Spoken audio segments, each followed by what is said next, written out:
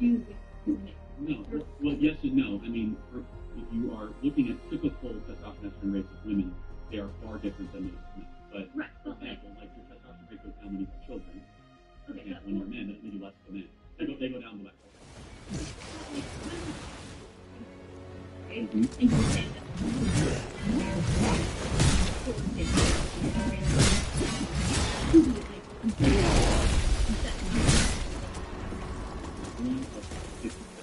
also lung density, men's parts are bigger, we have greater bone density for men. And yeah. But like those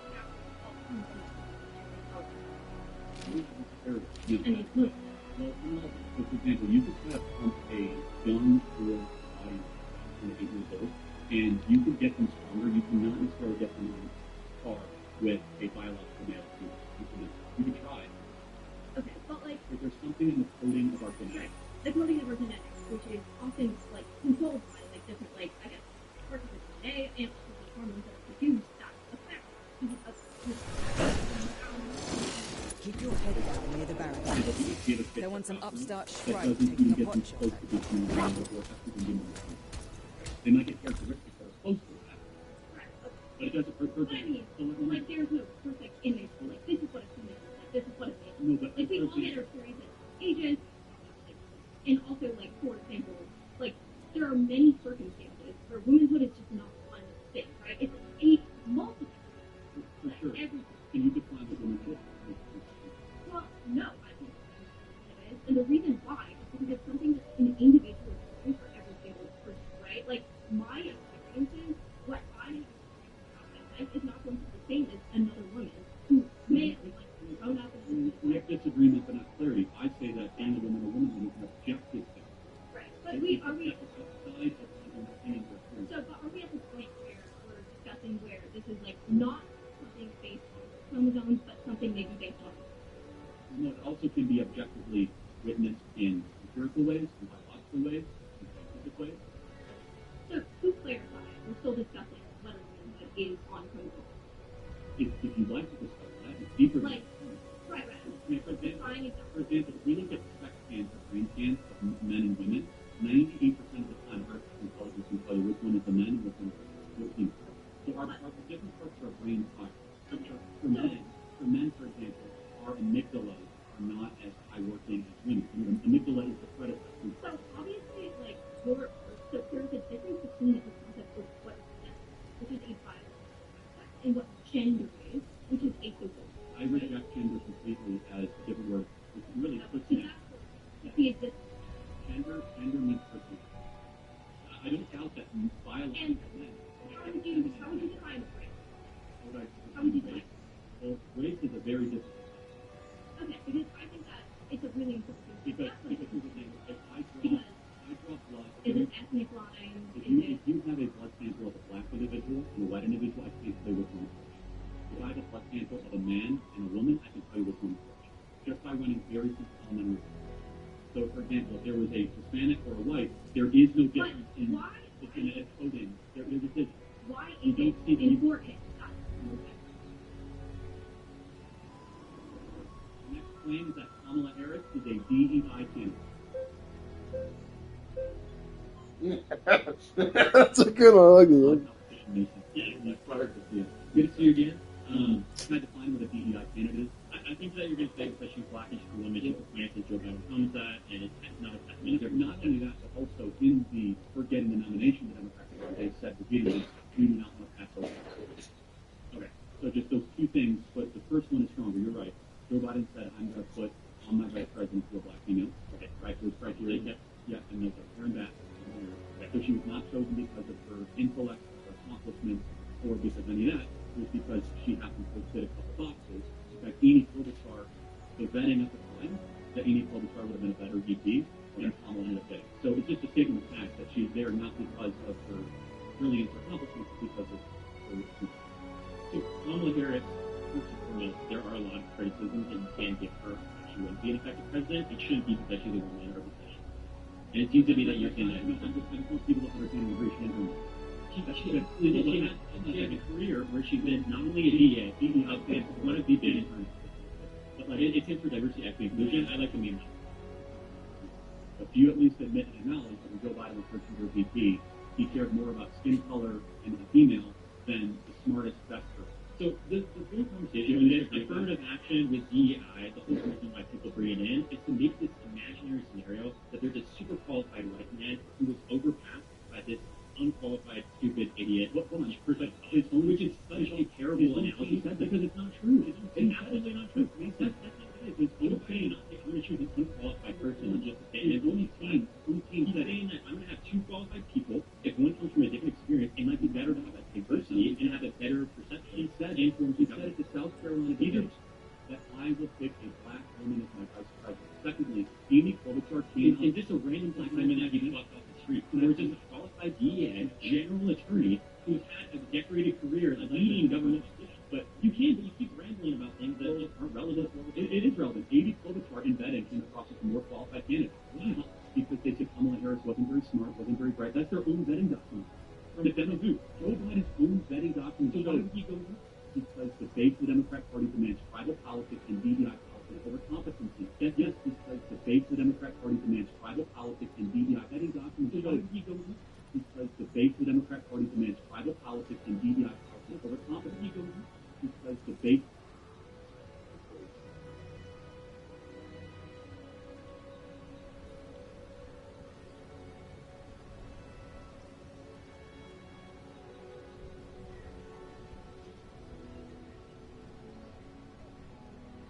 The Democrat Party demands tribal politics and DEI politics over competency. Yes, he stated, Jim Clyburn said, I will only endorse you in the South Carolina primary if you say that you're going to put a black person, preferably a black female, on your ticket with you. Therefore, you win the entire universe panel, and I'm only going to choose from this criteria. And let's just think more broadly. If you're about to have heart surgery, would you rather have a heart surgeon that's good and excellent at what he's doing, or someone that is a black female?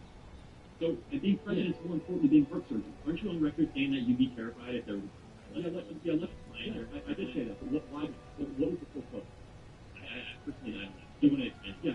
So this ties into United Airlines said that half of all their new hirees are going to be black or women, and that standards and pursuit of excellence is not going to be taken as seriously as diversity. If I'm flying a plane, I want to know my pilot is there because they're a good pilot, not because they fit some DEI. I wish we could have a better speech.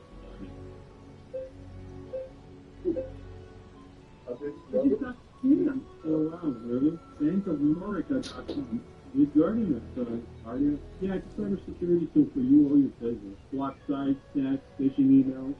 So, anyway, an antivirus will block phishing links from malicious downloads. It won't notify you of any. So let's say Kamala Harris looking.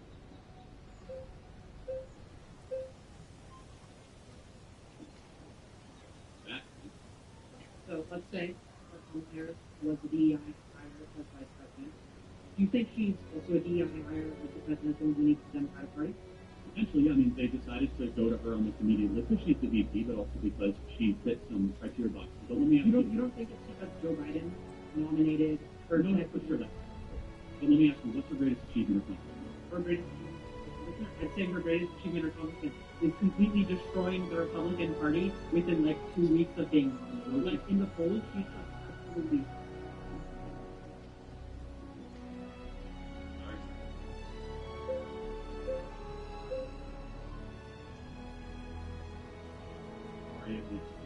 What's your name? So you believe because Kamala is black and the woman she was chosen for? It's not my own belief. Her own team, Joe Biden, said I chose. Yeah, he said on the first pick beforehand, he said I'm going to choose a black female as vice president. He didn't say I'm going to choose the most gifted or most talented or the most accomplished. He said I'm going to choose a black female. Mm-hmm. And so by definition, that is DEI. That is not the definition of DEI. By him saying that he was going to choose a black female, that insinuates that he already had Kamala in mind. No way that insinuates that she's DEI. What is DEI? DEI would be choosing somebody based on their race? No. It's giving people of color the opportunity to be welcome to the spaces in which they typically aren't able to get into. There's never been a female black vice president. And why do you think that is? You just said that's DEI. By definition, she's DEI. Okay, so she represents that diversity within the government. I think she got elevated because she was a black female. If that were the case, I'd be the president right now. You think Kamala Harris was chosen because of her intelligence? Her qualifications and her intelligence. Really?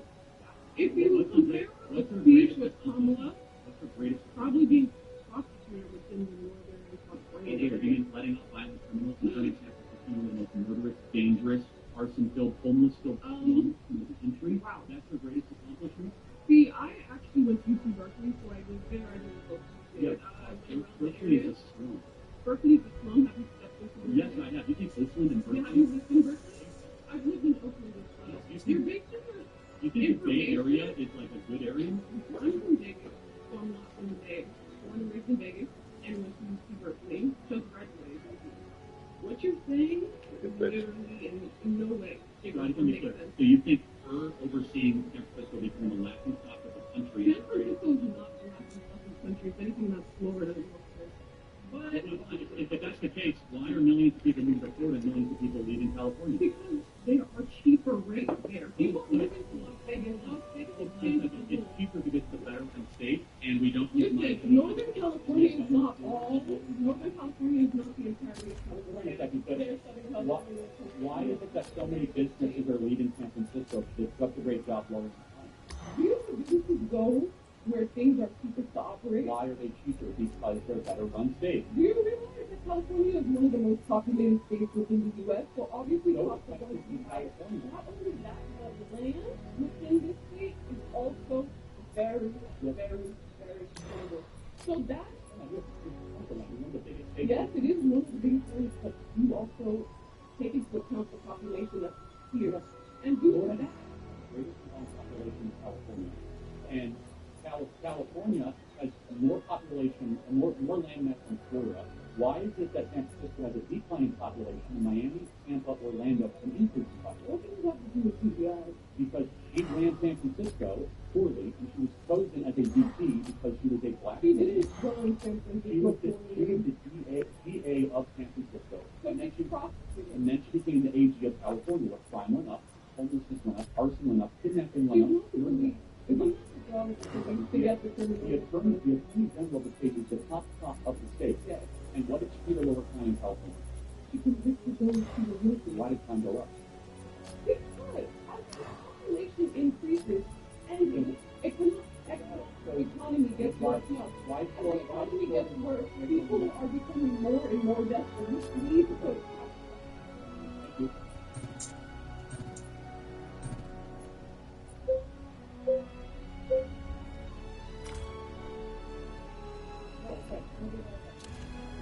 Okay, so real quick, I'm saying that the only reason she was elected was because he's black. So that's also being a disagreement So this is not my word. I'm just going on Joe Biden. Joe Biden. I suppose you're on another errand for Omen. And therefore she met that criteria, and that's why she was selected. No, I think what he was trying to say is, oh, I'm black. He's not saying I'm doing this. He's not saying I'm doing this because he's black. That's not what he said. He made a public promise before the selection even began and the process began. I will put a black woman on the ticket. So you're saying her speech is pretty similar. That's a lie. But yet he's not being a failed businessman and making all kinds of weird comments he's made. That doesn't have like. What I'm getting at, though, is that if she was not a black woman, she never would have been chosen president. Her record was abysmal. She was terrible to Miguel California. She's horrible.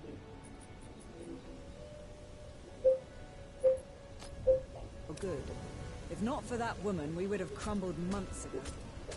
She gets next. Yeah. Yeah. No, she had to not in black.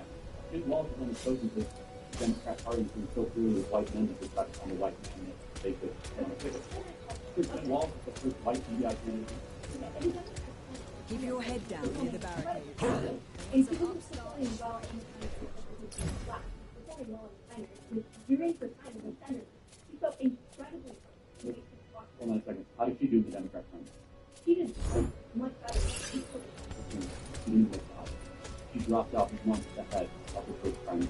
She was super unpopular, not well liked. Her campaign fizzled out. So she was awesome. more people think about it, more realize it's awesome. Like, I mean, they are. But Oh, they are. Me. I don't talk about that. definitely upset about the, like, how, like, the fucking Zelda and how they learn Killed a man here once. Oh, was it over there? Maybe both.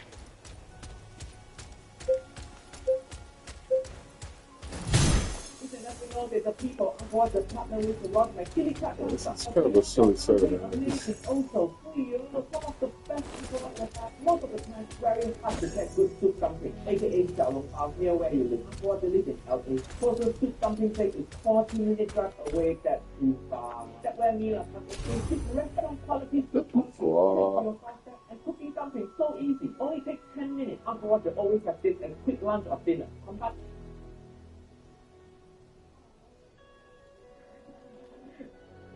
Okay. So, you keep saying that compared to DI, and I feel like my main fallacy with this argument is that competency can't be objectively determined because we all have subjective definitions of what a competent politician is. But my question for you is: if someone here DI, why is he being something okay, but currently being something else. So either Just suppose the right I he is incompetent.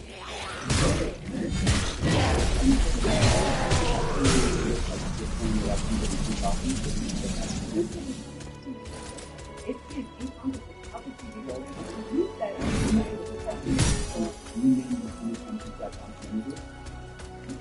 You refuse to talk to the press, refuse to take questions, and not once is under the 25 days, after 20 minutes, I think that is a very, why would I have to on that area and because you refuse to take questions to the press. Could you do that if it's pretty vice president? You have to do 3 last Sunday and 1 today to meet the press. is a interview. Transparency, bitch. Because it's on you.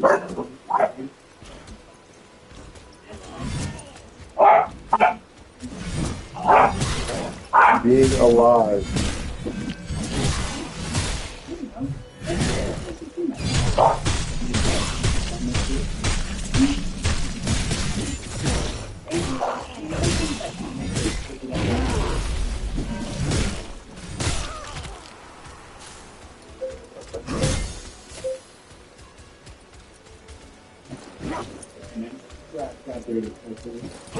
I like the idea. 30 seconds on, 30 seconds off.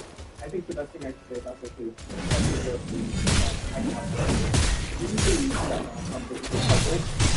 believe that you believe that Kamala Harris is an easy as candidate for the position of president. I don't believe that.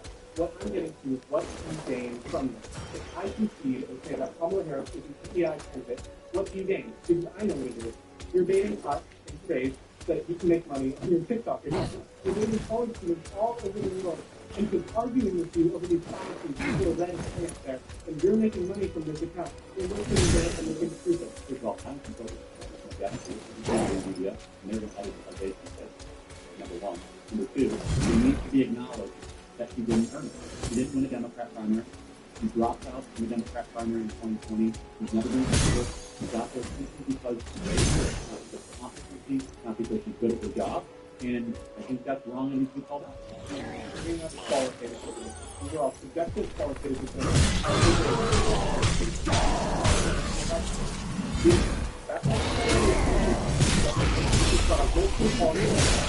any points can be used by you, not by me. Just remember God, and I don't. There's a qualitative argument that you're making against me for this, and I can believe this, and I think we can agree to disagree. Perfect.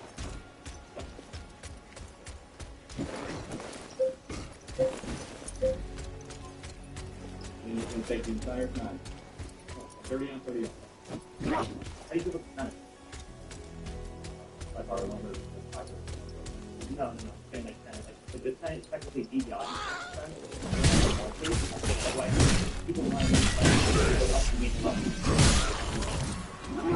California, I get less of votes than we did in Wyoming. So we're giving people in Wyoming more say than they necessarily should, given that they're one individual. So I just believe in TBI and this is how government is set up. You don't believe in TBI and allowing people who are classes or women to be in positions of power they have not been allowed in before.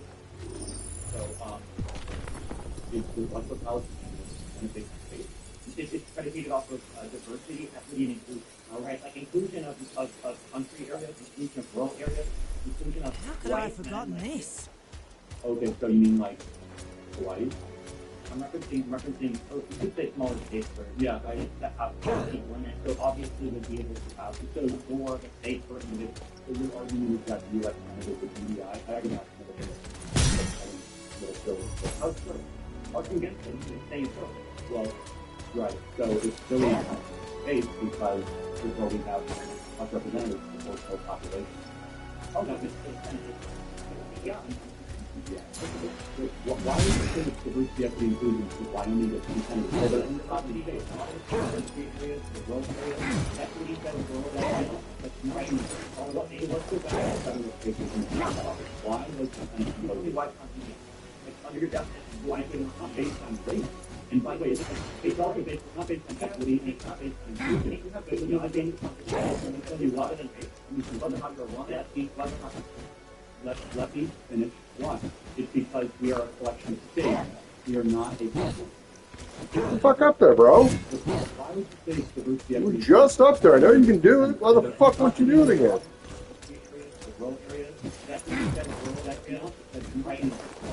Let's go back to the federal spaces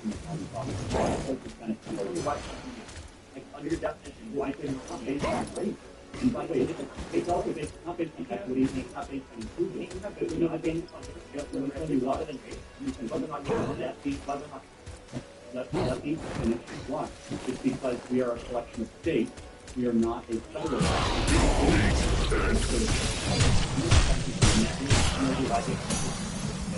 yes, but there's one. Which is technically right. That's why we take out the part here. Let me take one thing, okay? Which is, how do we used to elect senators? Be probably, no. We used to elect senators based on state. Of the state level, so it's not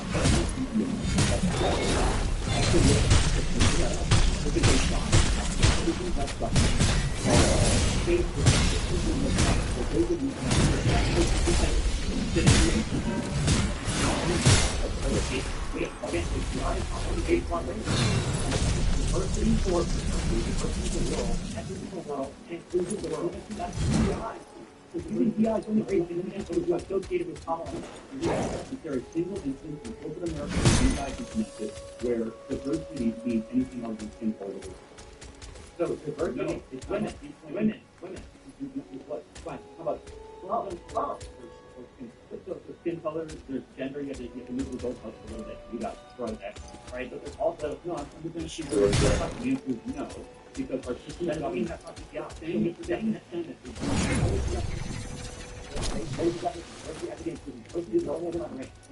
Other people define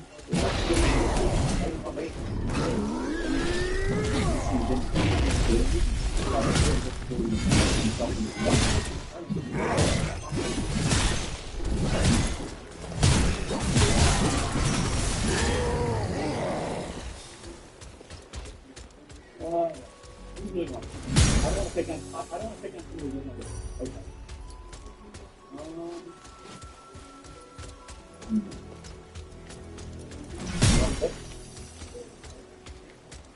Whatever you want. So you're the affirmative, I'm the negative.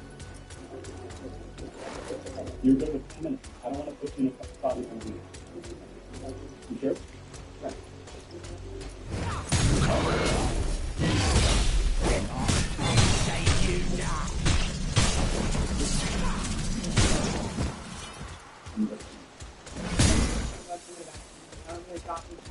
And it's recently post, but ruling. And I find what we've been sending is constitutional and in the rights of American citizens. And I kind of allows the discussion of the space. I remember. The idea of affirmative action try to give people extra boost based on their skin color or their racial background, which by definition is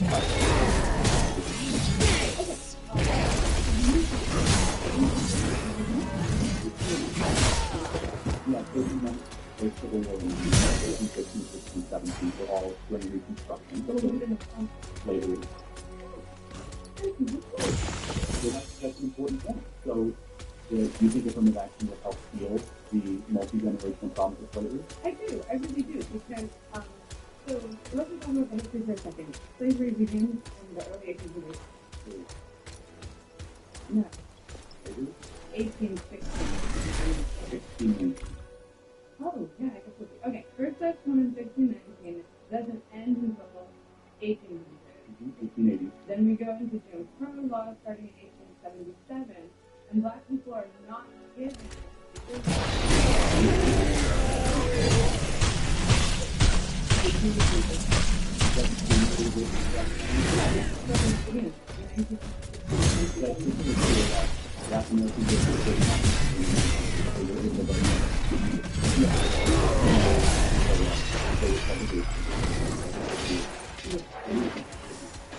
So we can acknowledge it, and we also acknowledge due to the laws under Democracy that black people significantly hinder economic advance. This is a very important question.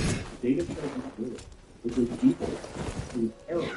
That black Americans are poorer today in 2024 than they were in 1950. Yeah, why do you think It's like this. We have a civilized government program to change the you were America got murdered in 1950. So like that 70-year period is why black Americans are worse off today. Forget. Then they and I think the truth is somewhere in the middle, which is I think you would acknowledge that the disappearance of the black father is the number one factor of black poverty in the country. What do you think?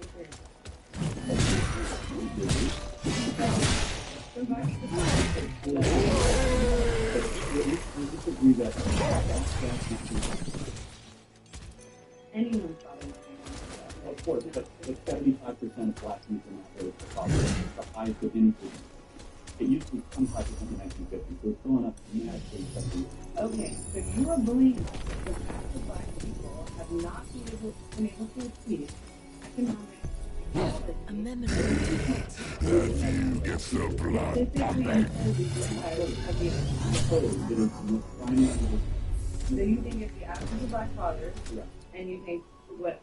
I'll respect his speaking, but I've got things to coming to the city, because he's getting paid in the entire valley. Big thing. Okay. War on police in our inner city, and not having enough police, and not actually locking up criminals. And up would be in Chicago. You know that when we have all murders, so it's so solved in the city of Chicago. That is a question. We know police will solve those murders. But I want to hear your point, so I'm talking to you. So let's go back a little bit to what you said in Issue Police. Now, starting with the continuing conversation of what is it correct? You like the war on drugs. So during the war on drugs, it created an epidemic of incarceration, specifically.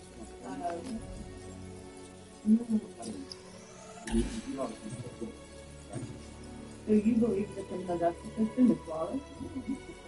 There's a lot of people in jail that think that there's a lot of problems in the system. Okay. You believe that the people who are going to jail shouldn't be When you have a system of justice, you're going to have new prosecutors, you have to ask the prosecutors. People turning in 10 years ago. Well, it's, hold on. It's what? Hold on. Well, I know, but the fact I'm saying 5%. Hold on. So that's the point that I'm trying to make. Exactly. You might have made it here. Yeah, so you're right. Black Americans are in prison reminds me of something. Of the population. So this black Americans are 13% of the population, about half of all prisoners are black. So blacks commit more crimes than white schools. They commit more murders, they commit more arsons, they commit more kidnappings. For example, blacks are 13% of the population and they commit 58% of all the murders. That's not a war on drugs, that's a culture problem. Okay, so let's talk about that. Black people have been legislatively subjugated up until 1965. While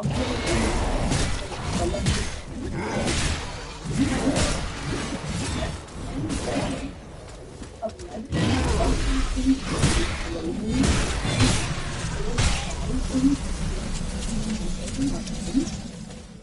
a result of race bias in this country, you do not think that these things have a lasting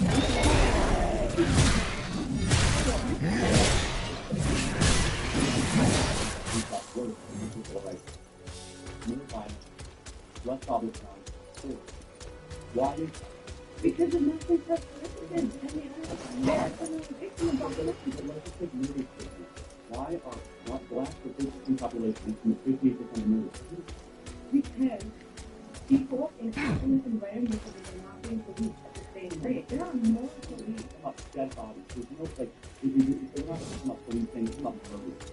Why are so many blacks committing murders outside of their population? That gets the blood pumping. Let's go. The Crossroads Foundry drives our expert. We did it. I've already sent out the supply runners. The beasts will be back. What do you know of the Celestial Architects, Wayfinder? The common creed, I imagine? I was a loyal servant of the Arks. While I never faced the trial of lingering light, I have the medallion of one who did. Here, I hope it will allow you to reach the trial yourself. Additional forces. If it falls, hope of reclaiming the Highlands dies with it. We do not have things that would uplift you to our The monks settled here in search of the architect's light. that promote and reinforces social and economic inequality. You become desperate and are forced to do things that maybe don't align with your values. You're making an excuse for Now, when you have a high concentration of a subjugated people in one area, if you were right, when blacks in America did not have the same rights they have today, they were less murderous, there was less break-ins. Why is that? so I'm sorry, are you trying to say that blacks lives under subjugation? No, I'm asking you the question. The data shows they were actually better in the 1940s. They were bad people. So what happened?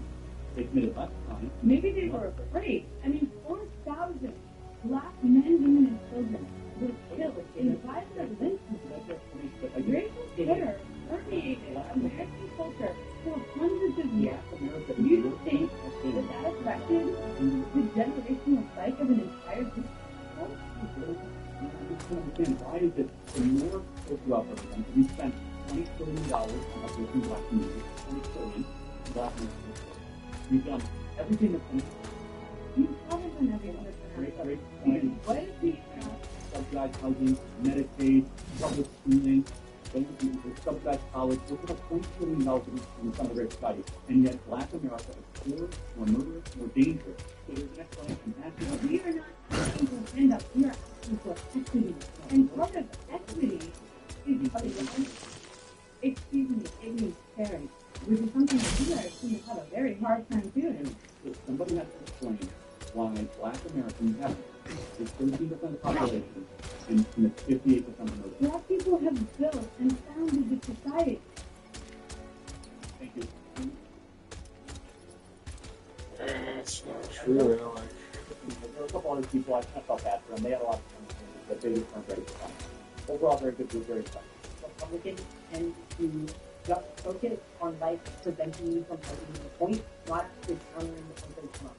He often will flip the topic, like do a lot of gift out so trying to get people to not be able to make the points that they want to make. And I definitely think that to me. It's probably not the guy. There's a reason why he's focused on his media trained, he's kind of taking that before, and he built a career on. But for a bunch of liberal students who don't have that same type of media training and who aren't as prepared to be in confrontational formats like this, I thought they did a really good job. Nathan's medallion has a gloom trace. You can use it to reach the trial. If what he says is true, we need to know what these monks were doing in the Undercroft. Parker definitely gave Charlie around here. Yeah, Parker is one of those very nasty. He's a very nasty person. He overly personalized it. I honestly don't regret any of the things I said. The only thing I would have taken back is I said at the end, I don't want to and I hope your daughter can get away from you. That one is a big but honestly, in the case of her being a 10-year-old pregnant and he won't let her get medical help, that's just wild. I can't believe that. I think the group did very great. You were a cunt. And I'm glad you acknowledged you're a cunt, but you're still a cunt. As it helps people grow and critically think in our society. I thought it's very valuable. I hope people learn something. I think the students are able to refine their arguments, and hopefully this gets seen by millions of people where they're able to see what side they land on. But yeah, it's not easy just to stand there and be 20 and 1, but only at Jubilee Media. Where does a guy get a right to say what a woman is? Women only know what women are. Are you? This is the Unreal Shows episode of Super. We watch it as a society. Watch the next Unreal Shows episode to go beach. Ryan that is on Patreon community. Yeah, I'm digging these guys. Julie's seems like kind of cool.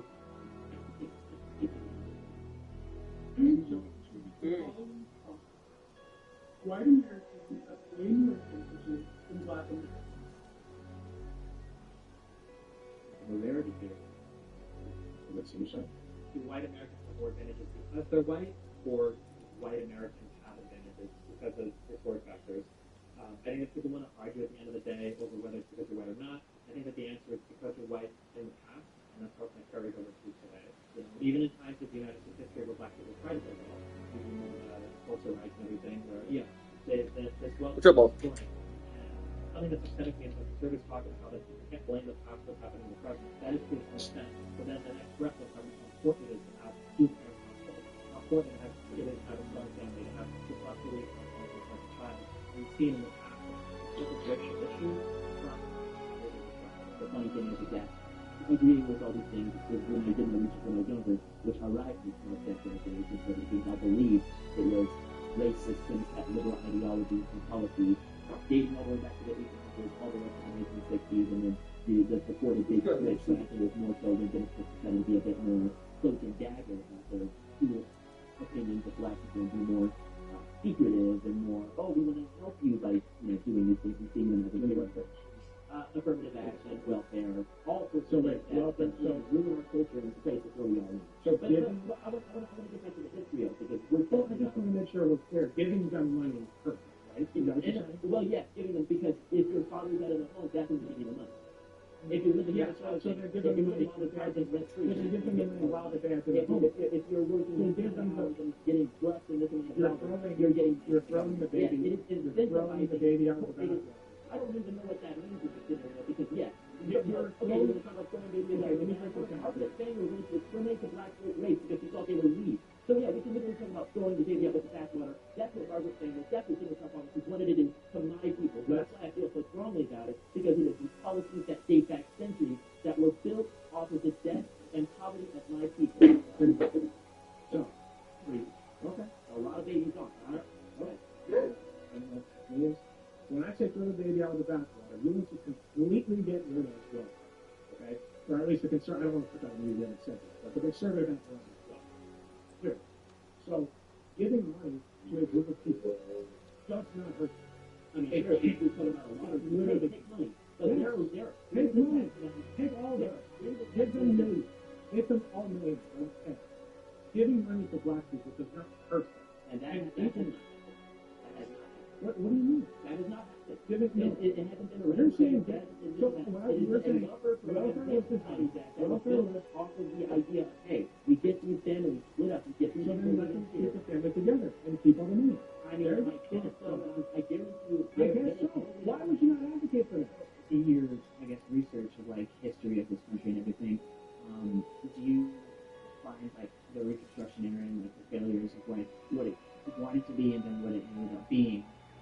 And then which led into had damaging effects to in terms of the Jim Crow era, and we have policies like redlining that influence how schools are funded, and downstream effects of slavery. Do you think put Black people as and generally in a worse position than the white man. I think generation by generation, the effect of slavery has been diluted, but generation by generation, the effect of racism, welfare-based policies, and things of that nature became even more great. So in the 1880s or so, when we had our first black members of Congress, which were indeed Republicans, I think that was a great start for things. But obviously, we had terrible things like the Tulsa massacre, among black people being kicked out of their homes by the KKK. Sure. All supported by the Democrat Party, all supported by the Democrat Party. Okay, well, I need to stop you there. Can you attribute not to the party but to the ideology? Because I think when you think, regardless of whatever the party switch was, traditionally conservative values did not that's more aligned with more racist policies and very different. Very 2020 conservatism to 1880 conservatism.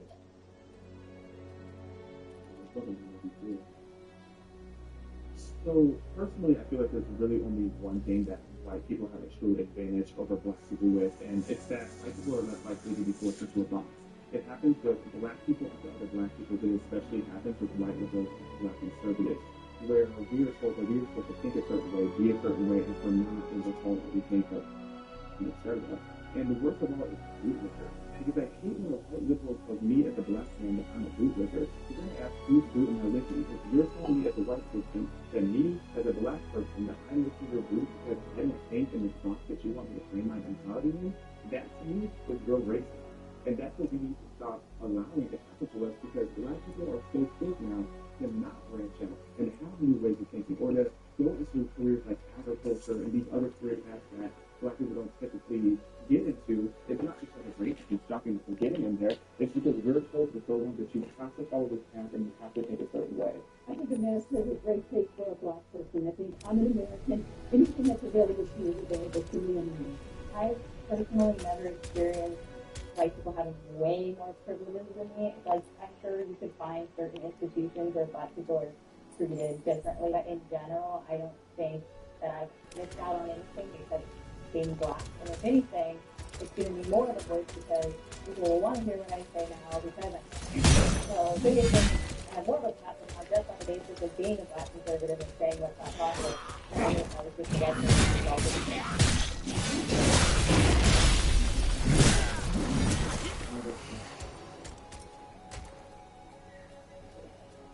I think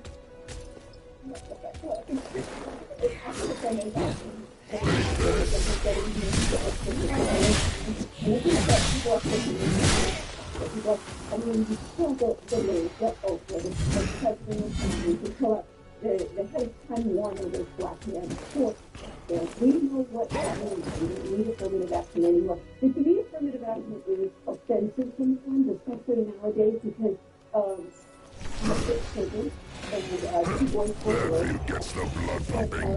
All of them look through the phone and listening and it just breaks my heart to think that they accomplished that goal of getting space to these institutions just because of the color of their skin. I can definitely say that it creates a lot of tension when you have to talk like that. And I remember my first week at the University of Illinois, I was sitting with some classmates, and a white student turned to me and goes to me like, "Hey, Xavier, like, did you just attach a smiley face when you applied for the college?"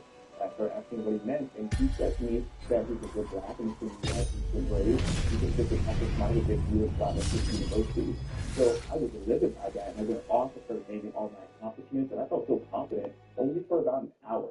Because then an hour later, I started saying to myself, like, wow, like, did I actually earn my way in here? I started to have this insecurity, and I started wondering to myself, did I earn this position myself, or did my ancestors suffering earn this for me?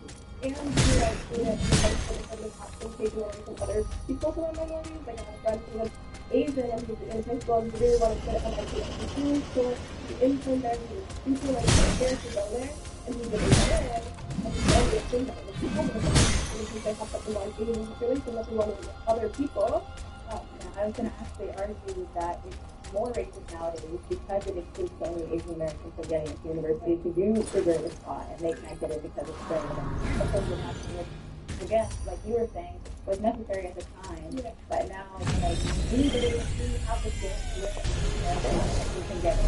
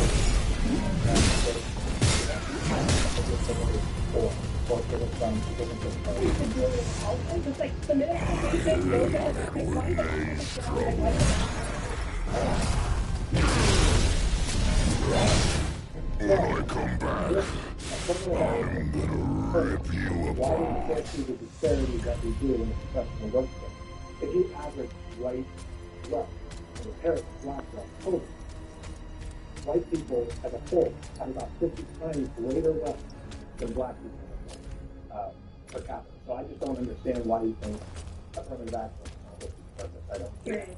Why do you think that just because there is a disparity means it's because of those racial issues? What else?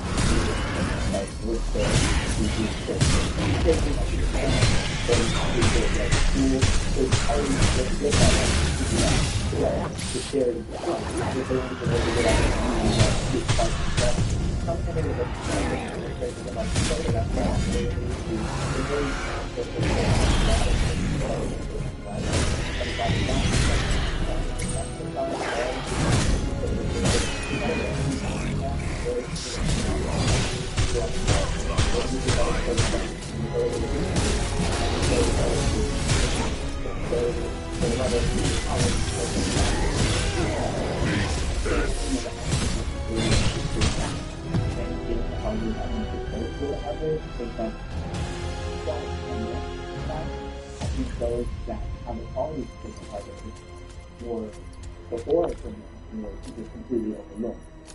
I spend time with like each of the examples. Have faith, my friend. Think about it. He was able to get to Harvard because of affirmative action, because it focused on finding people that were again I think it ended up changing it morphed into something else. So it started out as a good program of giving all black people, the people with a lesser chance or less opportunity, started out as that, and then it morphed into a few more to it. But it morphed into, okay, so now it's the one that he's going to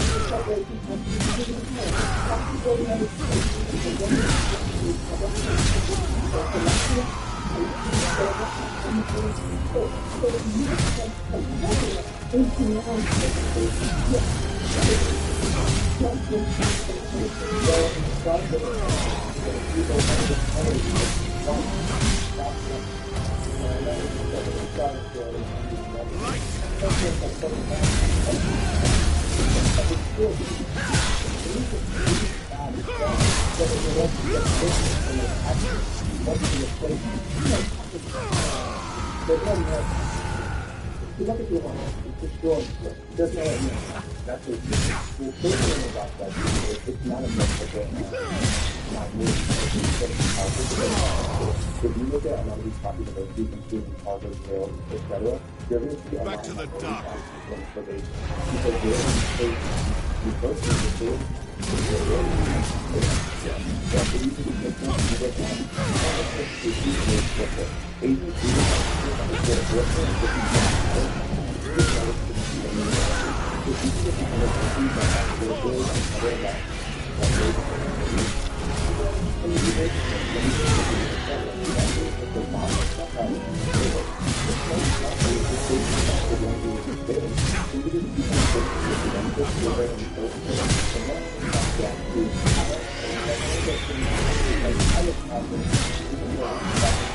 Get behind me!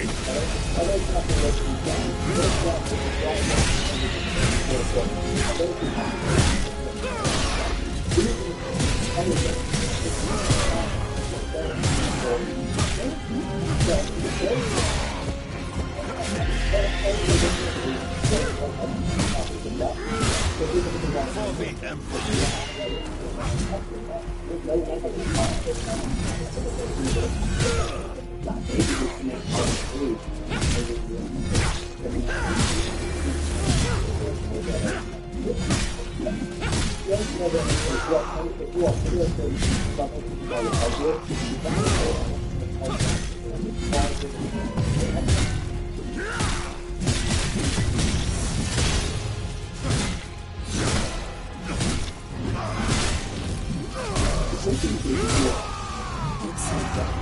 Can you feel the connection you forged?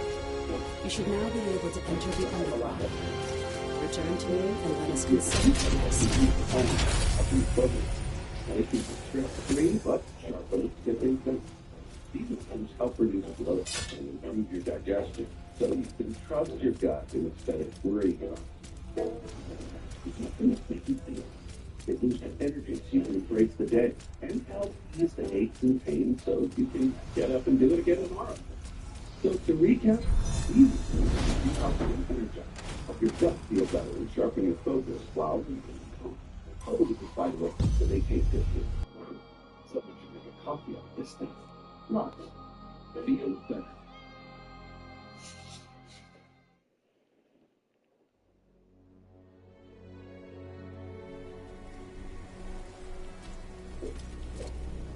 I think that President Trump supports all life. I think that he looks at all American citizens as people. I don't see him doing anything that would make me feel like he does not support Black Lives. That's of course going to lead into the conversation of Black Lives Matter, but a movement and an organization with so much corruption. Donald Trump not supporting that organization doesn't mean that he doesn't support Black Lives. It just means that he doesn't support the fraudulent organization that's stealing so much money from so many people to do absolutely nothing with it. Nor does he support the disruptive movement that is destroying cities, communities, lives, etc. So I don't see why some of these things like President Trump doesn't support Black Lives. I heard this guy, all the best black people, he has all the best black friends. I do support black people all the time. So, sorry, it was very bad.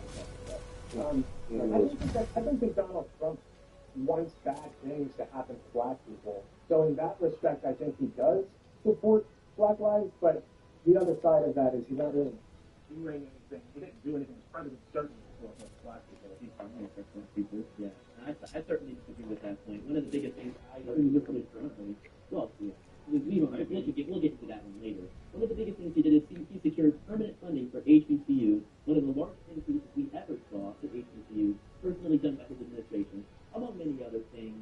The first step back, which, there's a lot of debate about whether it was really the best thing to do, but that was definitely a kiss of love to the black race. Freeing Alice Johnson for menial drug crimes she committed in the past that happened locked up. She did not get to see her family for years. Yeah, but that's not like, okay, I did say I agree, but I agree in the sense that Donald Trump doesn't literally want bad things to happen to black people. Like I think a lot of conservatives do. I think that he just says the most popular. Yeah, I do think that. I think he says the things that will get him elected. So I don't think that he has any personal grudges against certainly most people. He just says the most popular thing. So I think like Ron DeSantis would be, Ron DeSantis would be somebody that I think nationally wants black people to be heard. So by that standard, Donald Trump supports Black Lives Matter. You think Donald Trump is the most popular thing? Yes. Really? Yeah, so what can we do? You got to yeah, popular vote. Even that's never true. That's a liberty. I'm trying to see the logic in this. Obviously, you say to be elected as a politician, very similarly to how Joe Biden did, except Joe Biden actually has a history of racism. But he says things that people didn't like. He wasn't dinner on Thursday. So you like everything like this, you think everything is so popular. I love a lot of the things, but they're going to be hilarious. It's a big water. That was one of my favorite parts. Big water. Water. Big water. Ocean water. He has the funniest one, so I love a lot of it. But policy stuff. Oh, I conservatively love talking about it. Coach. It's different. Coach. Is less of the issue and more so the people that support him, like Die Hard. They facilitate that kind of like hate, I think, for a lot of people, not just black people. This man. This is nice and all, but have you thought about living near friends? We've got the space now. Is hotels, all the things we have rampant history of didn't have people apartments for one another. So it's just I did. Look, I mean, it's got my friends get yourself back to so I'm super good about anyone. I'm not sure like super rich or whatever. And look at history and racial history, whether it's racial census comments or martial comments in the people, ethnic comments in the Muslims. The idea that stuff cares about all of that particular race minorities, and I guess a little bit of a couple say whatever he needs to say to drive up the change. I don't necessarily think those statements come from a place hatred. I don't think he's ever saying specifically, oh, if you say 5 times a day, or if you say 4 times a day, Great progress. Other Wayfinders have explored the Codex Hall. You'll find the entrance to the Be careful. The gloom is as deadly as ever. He made all of the expenditures. And so the economy then impacted black people, white people, Latino people, it impacted everybody. But Trump, he didn't say specifically, I think about black people. He thought about himself. And we thought about how can I make America great for me, and make it, and I thought, you know what, I'm gonna go with this guy, and we're gonna go with this guy because if he can make America great for, and he can make that rise for everybody, I'm gonna benefit from that. So that's why, that's why I voted for him. That's why I supported him. How does that specifically benefit? Again, he has a businessman, but he's also a racist businessman, like well documented. So like, I just. And Biden's not. Biden's not. Yes, he is. He created a crime bill. So that's regardless of the that's what you brought up, right? How do you feel about that? Okay, so I have one that's true. And computer. Just because there was not any people from attending the businesses or like Wayfinder all of his like super strong powers. I just like it was all credit. But like many people in this particular level of victim, I think he was scared. I think he was ashamed of the things that he was trying to do and wanted to take action and stuff like this. You are always welcome here. I don't think about the keep bringing up the reference to the 93 crime bill from Biden. That crime bill, this was at the height of like violent crime and the crack epidemic in the United States. The Republican Black Caucus supported that crime bill. Everybody in the United States supported that crime bill. The idea that that crime bill was like some racist piece of legislation that Biden just willing out because he hates black people, and that's somehow comparable to the Donald Trump treatment of the Central Park Five that were already exonerated. That wasn't a victim. We said they were done. They were exonerated. They weren't there. Talking to the five, they actually, he was a black guy. And so, him being a black guy, he went and he looked at all the evidence and said, these guys are guilty. Black people can also be racist against other black people.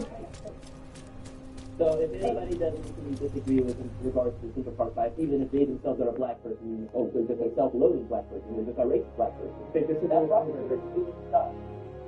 That's my policy. They disagree with their race. I think Trump has shown a history of ignorant, upset, and racist at-word behavior. I did vote for him or Hillary because I just don't see him as a conservative hero. I see him taking the conservative.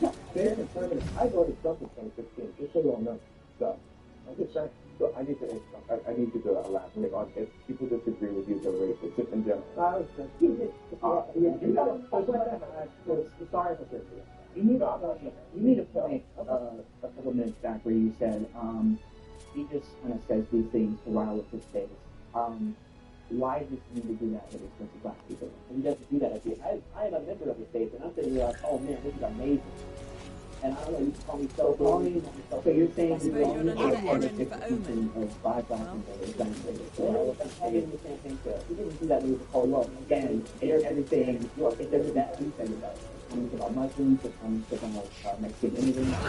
Why is that?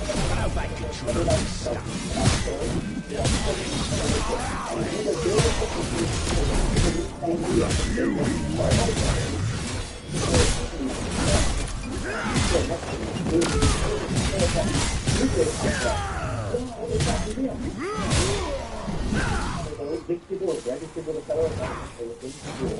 They were doing school, and that's not helpful. They were like, what do you think? I think that was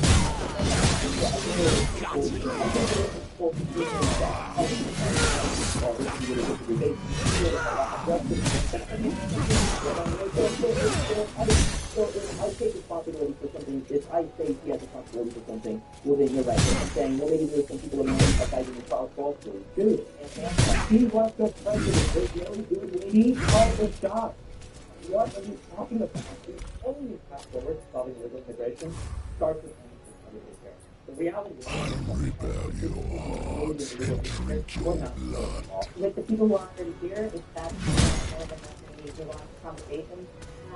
But as far as people coming in, I do think we need stronger borders and schools, like vetting happening. And I just want to say, in Ronald Reagan's day, he was given the promise. He said, look, if you go ahead and pass the $50 bill, we're giving people amnesty and we're done. And it didn't happen. He didn't. Illegal immigration continued even after Reagan already said we were giving people things. So that's why he did it on our butt, because he had already done it. That's the devil giving him amnesty. No, that's Dave. Thank you. Nice circle, baby.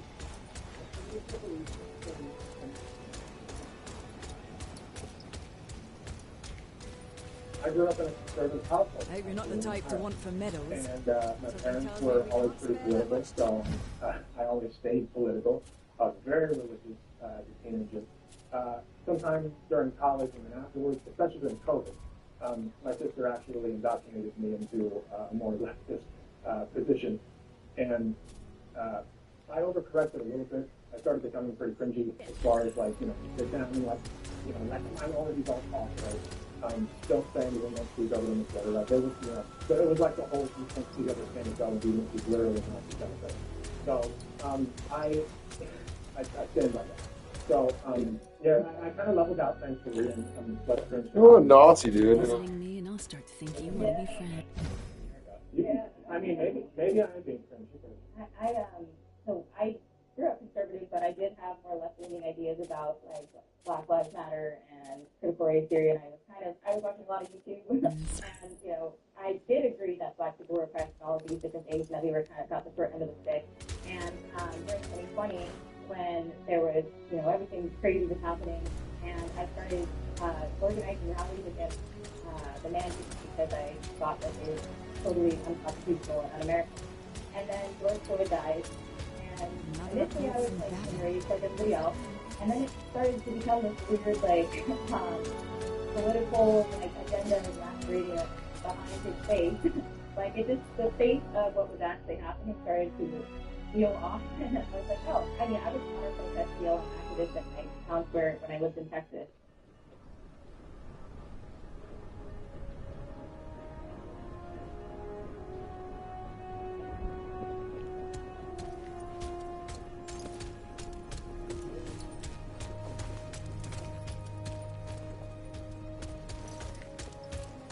Keep to the hills.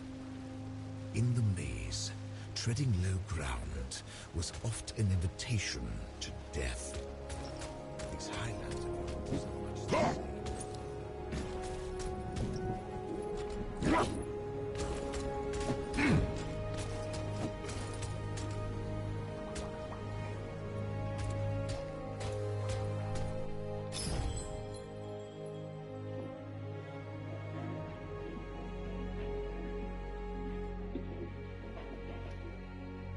So you say in some cases women are IUD deliverers? Or it's not very bad.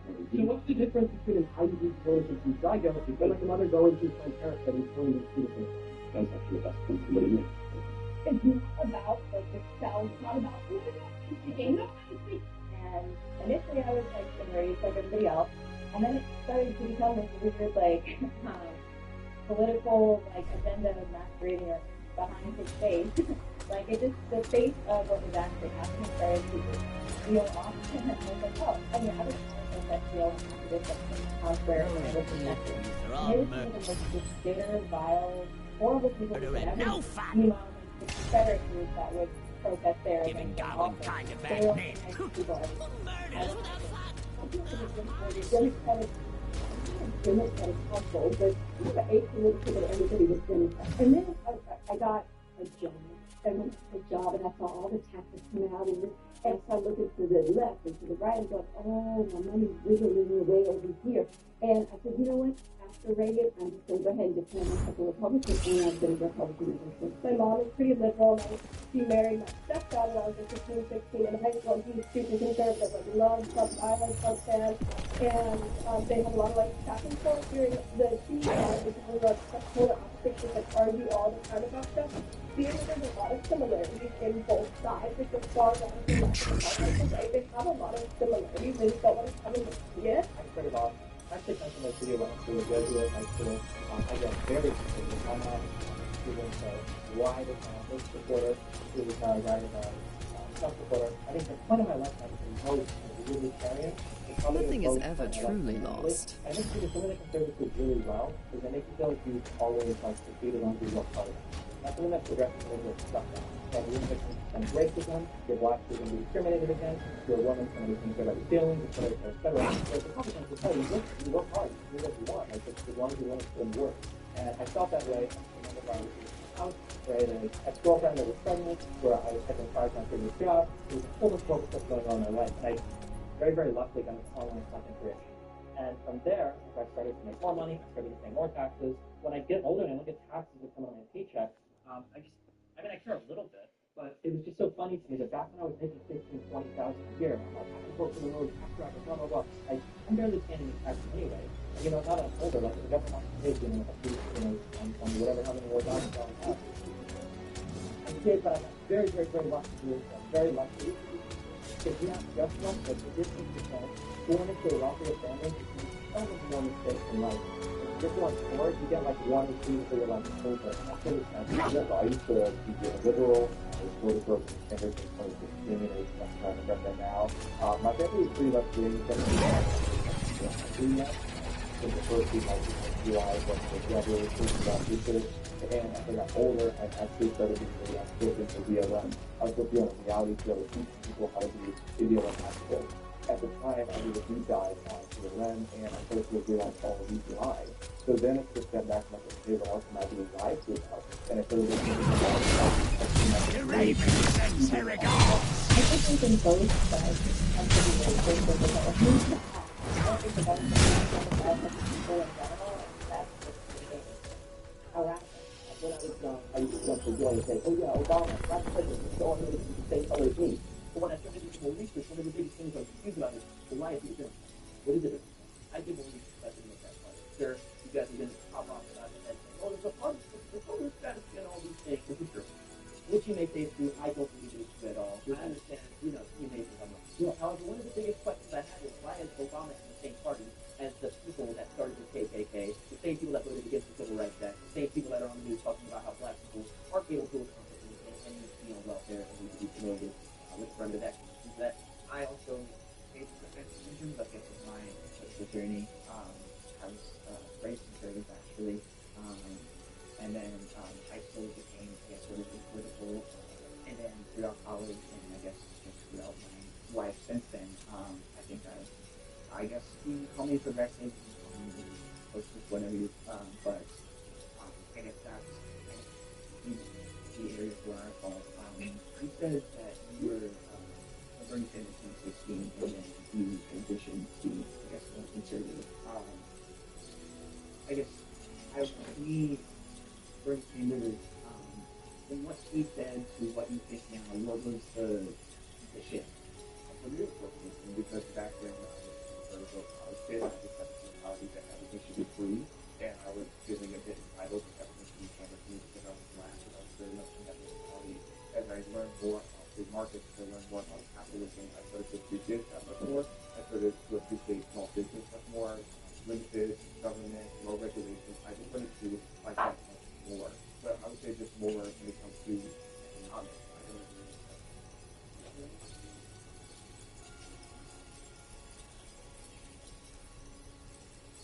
When we talk about reparations, I think that doing reparations in a way that a lot of people think of it, but we just give it to people. And then, but I think looking at income based, that in itself, like I said earlier, would disproportionately benefit black people because if you recognize that they're disproportionately affected by systemic injustice, then doing it on like a class level would uplift proportionally more black people.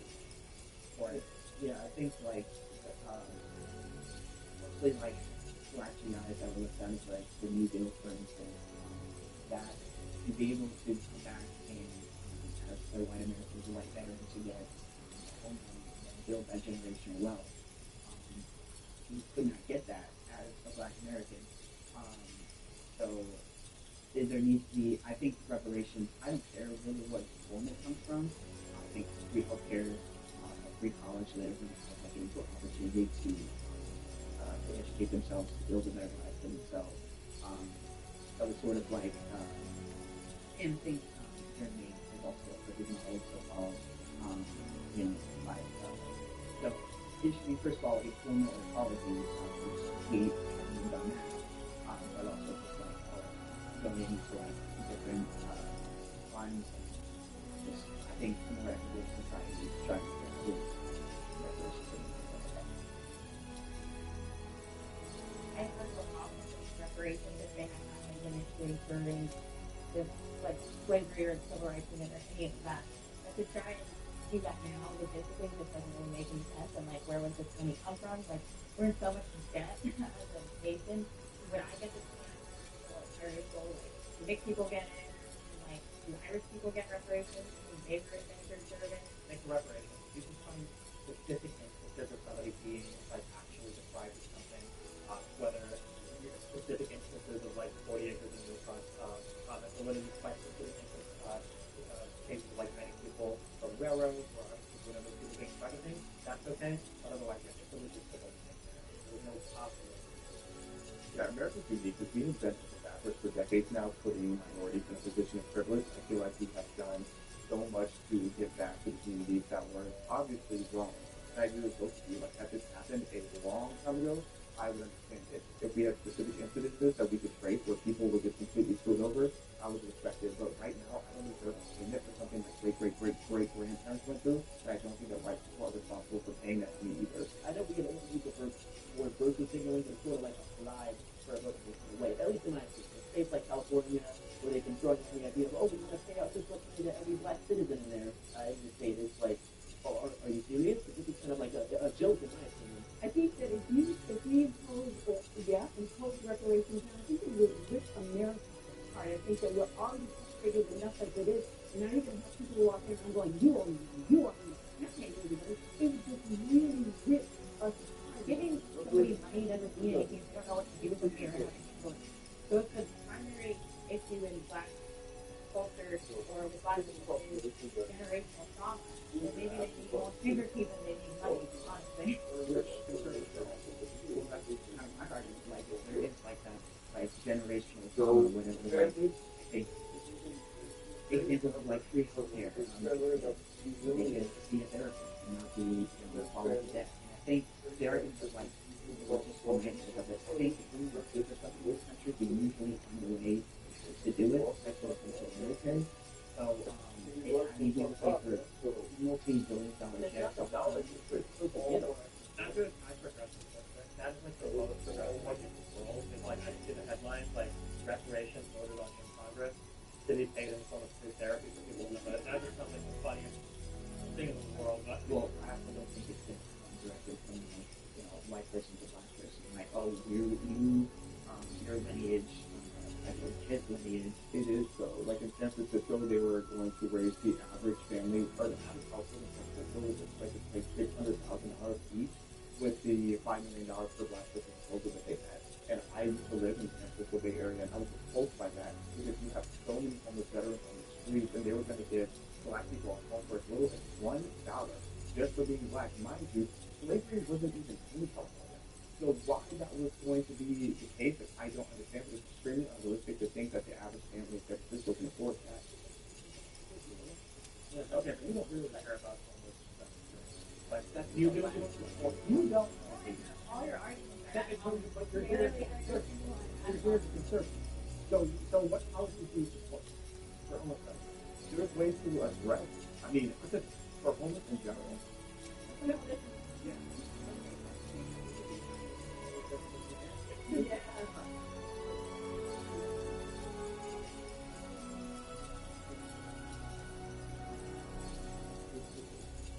Wait, gives you the freedom to tell your story with a professional website that reflects who you are and what you have to share. Customize every element of your website to meet your needs and achieve your goals. Create a unique visual experience that enhances your life and amplifies your life. Expand your website with content that pushes your business forward.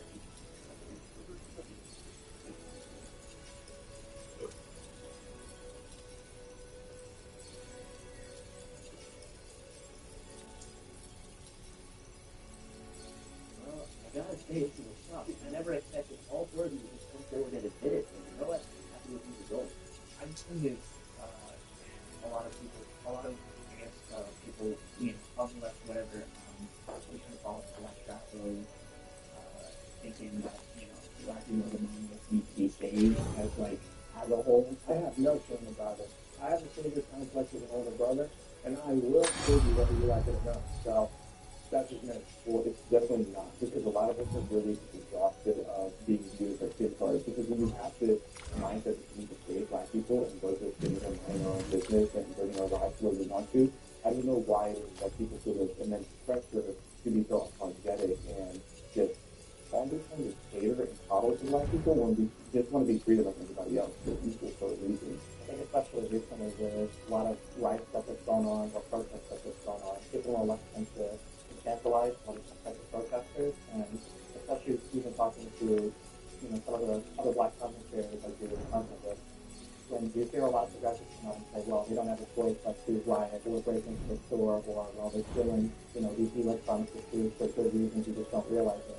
And a lot of people kind of look both ways and feel a bit weird that there's such a complex on the left issue, like every single possible negative behavior to somebody, as long as their skin color is going to be charged with that. I find that very offensive. I find it extremely, it upsets me to hear that, because we're just like you. We just have a different skin color. And to hear that you have to help me is offensive to me. I can do it on my own.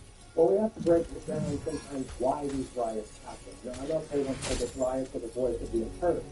So if you are to address the problem, stop the riots, you have to address the underlying inequalities that historically been pervasive. Even if you as individual people are doing fine, you don't want anybody else to get in the way of that. That's cool. I'm not going to be the one to get in the way. But the disparities are undeniable. So if you could try to have a white savior complex, what is it that you think that you're doing to save black people, and what is it that you think that you're saving black? I am trying to make the world a better place through whatever means I can. And so you're doing it on the backs of us. I actually do. I feel like you want to be a savior, and you're using me to make yourself feel good. That's what I'm hearing. You're not letting me have my own voice. You're not letting me talk. You're cutting her off. Well, I feel like yeah. Well, I mean, you're speaking right now in this particular setting. Well, what you're saying is, like, you took it back to riots and so forth, and it makes it seem like the only way that we as black people can voice out and have a voice is by riots, and then you need to come along and you need to say, oh, and then let me help you. That's offensive to me. And I feel like you're making yourself feel good about the kind of change, help, and I also think that, like, when we talk about scamming, I think especially when it comes to a lot of shoplifting stuff that's going on in the city, you get a lot of white people are living in their suburbs and things like shoplifting is no big deal, that's fine. And then you'll put YouTube videos of them later on doing the Walgreens, like a shoddy neighborhood, and like, man, why is there deodorant and a lot of hay? It's very easy to sit behind a gated community and say, oh, well, it's not a big deal, They steal because they have to, riot for the language of the unheard. I think people haven't read the whole context of that quote. When MLK was saying riot for the language of the unheard, you need to address the underlying position. He wasn't condoning the rioting. He was just understanding. Obviously, there are some people like people that feel they need to be savers, and I think there's a difference between helping and saving. Like, I don't think I need to save Black people, but I would committedly look to help and make sure everyone has like equal outcome, or not equal outcome, but at least equal opportunity, which, in my opinion, I feel we do not have.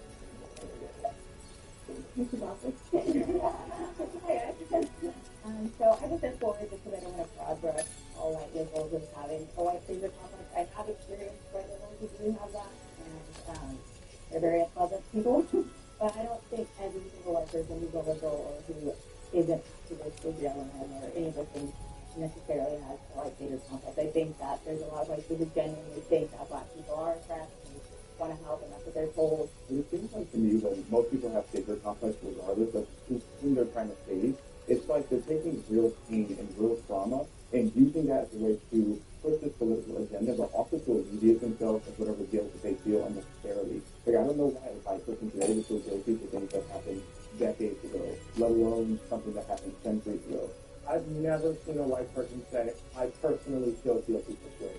Maybe they're out there, but that I've never heard. Yeah, in second grade, when they talked about slavery, almost every kid in my classroom would spend their entire time looking at Black kids in the classroom. How was I supposed to not think, wow, these people are feeling guilty for something that they have no involvement in and I have no involvement in? Every kid in my classroom understood the context. People hate feeling uncomfortable. Obviously, you don't want to feel like the bad guy, so I feel like it can feel safe to like, oh, well, like, let me make sure that I'm different, and like, I'm showing you that I want to like help you, but it comes across like, I think it can land very poorly. I'll say you are.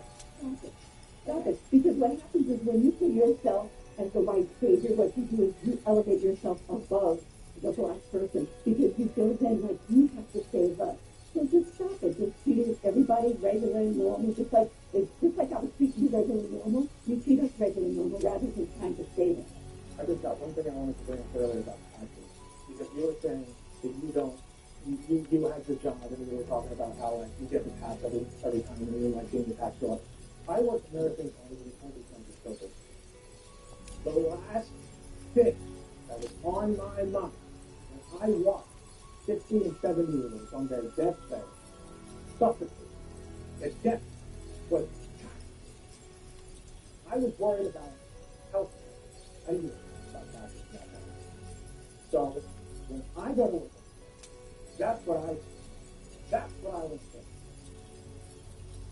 I see you once again elevating yourself above the rest of us, and particularly at you, a white man elevating himself above a Black person. You called me a bootlegger. You called me a bootlegger. Oh no, I triggered them all. I'm sorry. I'm sorry. Is that we're all Americans, and because we're all Americans, and actually we know that America has a bunch of problems, and I think every person. What an asshole this guy's going off to be, and he's only making it so much worse. Before shit he talks. This kind of stuff in, right? So you have stuff in your there. I mean, I'm going to give you the benefit of the doubt that there's something in there that's redeeming about you that will bring all of Americans together. So I hope that we end on the note of America. You and I see what? I would like to say we're all made in the image of God, and so we're all American, and we're just because we're made in His image, we should treat each other as fellow image bearers, not just by the color of our skin. I mean, that's not Luther King said. You also did not about capitalism. I think something that's really challenging. I've definitely been guilty in the past going around in the word. I used to be hardcore progressive, and still relatively progressive. But something that I've learned as time has gone on is being a white person isolates you from a lot of the different types of racial struggles that people go through, and those struggles can take a lot of different forms. Not just, was my ancestor a slave, and not just my culture bad, but sometimes in the way that, That's fun. Notice how these wayfinders move? How am I supposed to hit them when they're dashing around like that?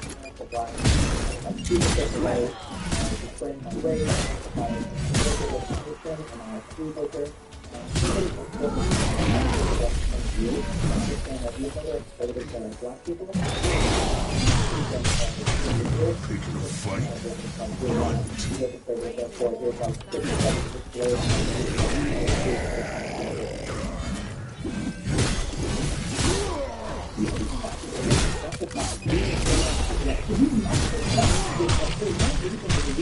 And all these crazy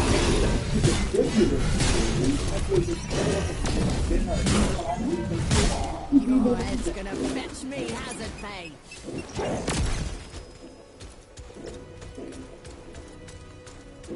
That's all if you agree with the top. Women have it easier than they think they do.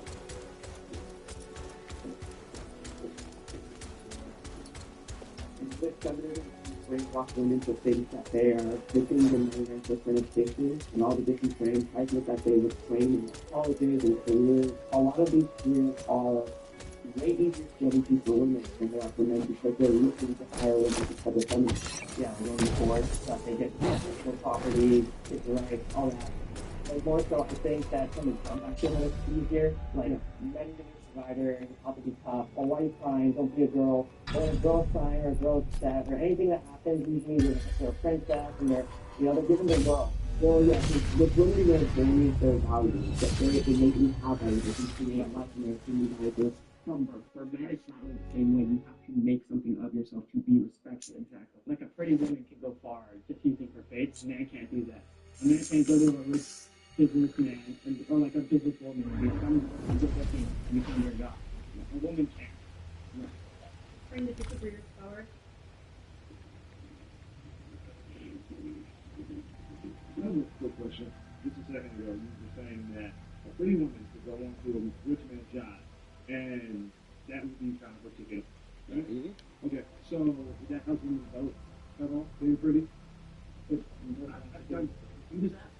Because, I mean, when we're talking about women's lives being better than they think they are, would you rather be pretty and be able to go to the yacht or have religion? They feel it's going to do. They already have the right to vote. I think some of these instances that shows me why women.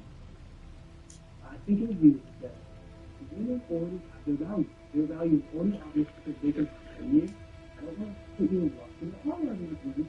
Women are people that have children and then they raise the child in the And I think what was really evident to me when both of y'all came up and talked was how indoctrinated into the patriarchy we are. Right? You both come up and say, as women, you have to prove something.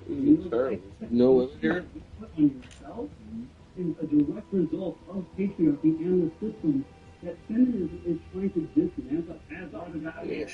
Are the values that women have that in their role that you're talking about? Women did not create those. Right. Men and women are both equal under God and value as human beings. And initially I was like, lack of information that you need. Last minute, my dad said we hope. Whereas ketamine therapy, almost immediately after my first session, I started liking myself. Everybody gets to live the same way. What laws we don't have. Girl, I'm gonna send you. I want to know. I want to know. Say that. And you're gonna sit here and tell us that we're missing our if we are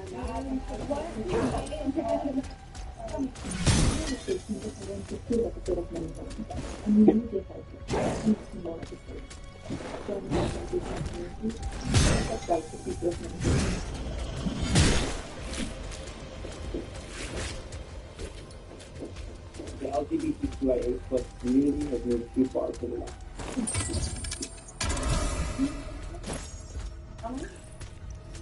It's difficult because, you know, I think what we're talking community so far to the left and everything is listening to, but it's really back to the left, but it's also put the entire community, unfortunately, in danger because it already has, because it has gone so far to the left rather than being a good common sense middle ground that now people who didn't used to carry a prejudice against us or have an issue with our community are starting to find themselves who have prejudice against the LGBTQ community, prejudice against ourselves. That's real. Even there are people who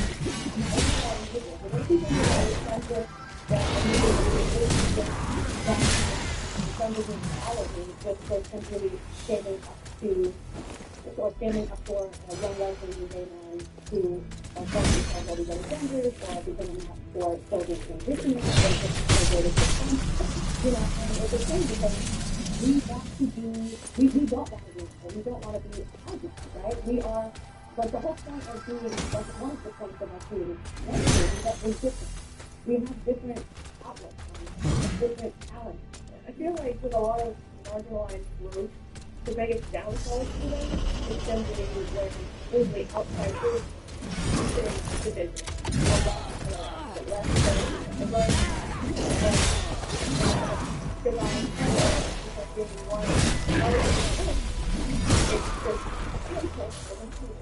I think it's unfortunate that sexuality is tied to a, liberal outlook to begin with, and it's no longer like, oh, Republicans don't want gay people who exist. That's not it's so unfortunate how the entire community. Well, that's fun. We're here totally conservative lesbians, but we're really, like, some of us aren't really conservative. We're just non-leftist. And we can't really move. Like, people call me a grifter or whatever they call me. I don't need them. I'm private. Like, I'm setting my morals. I'm in my mid-30s. Like, I know what and people, nannies up, people other communities, these children say, well, okay, good, and somehow we're being ostracized. So that's because what used to be moderate is now considered conservative, and what used to be your general liberal, which I think a lot of us at one point probably aligned ourselves with, is no longer that. It is so far past that, which, I had to draw a hard line. The option is to be this way and don't be this way, or be this gay. It's just really hard to be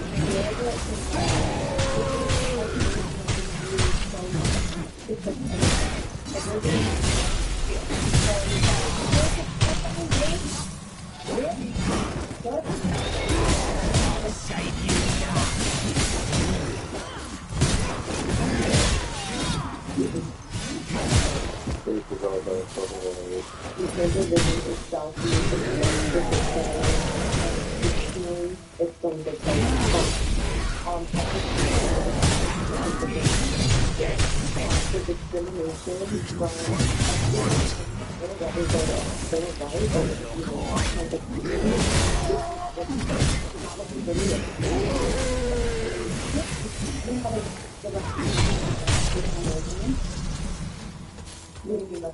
a lot of people that have been on the phone have really on the main basically like, yeah, I'm not about your marriage, yeah, to be a change of the meaning or whatever, right?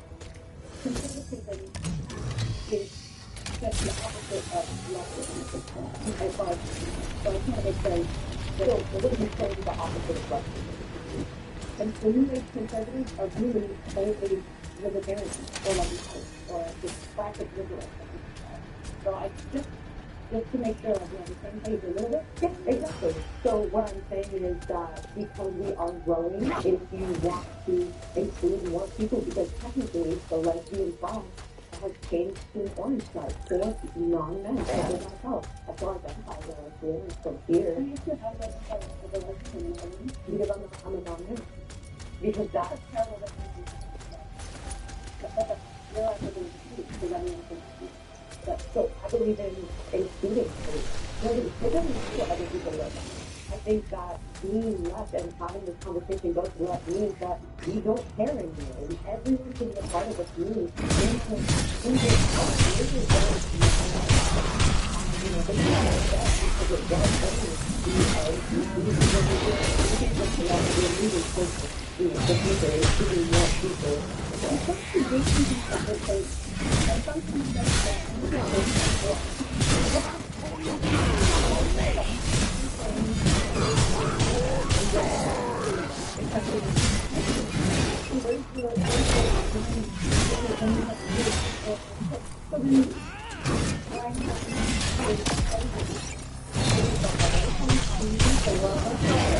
If you're straight, you identify as straight, you're not part of the community.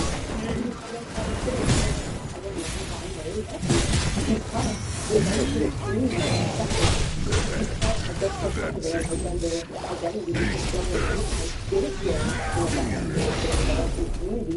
So now that we're moving left and we're accepting more individuals, finally accepted in the community. People, you know. You're just a straight dude dressed as a girl, bro.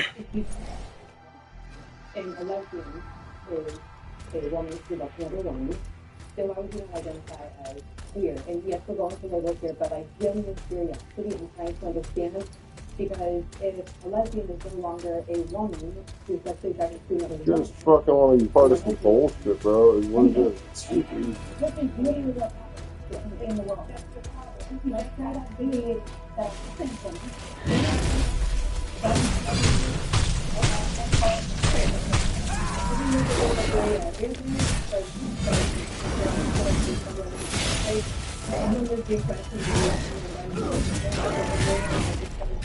Jesus, yes. Very similar experience than a woman who's a lesbian being non-binary, because if you because well, you can always first-time female at birth, and then you date women, and you're before you knew you were non-binary, you were all you mentioned you were often in lesbian spaces, and that's what you identified with. So why should you be excluded from that community because you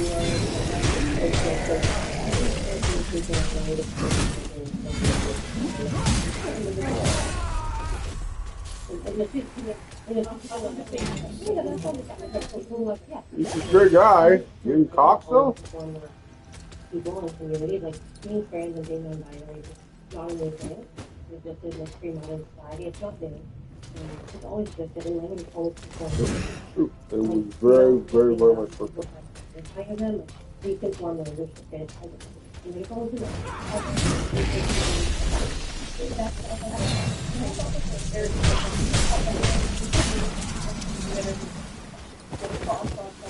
what does it affect you or other people identify? I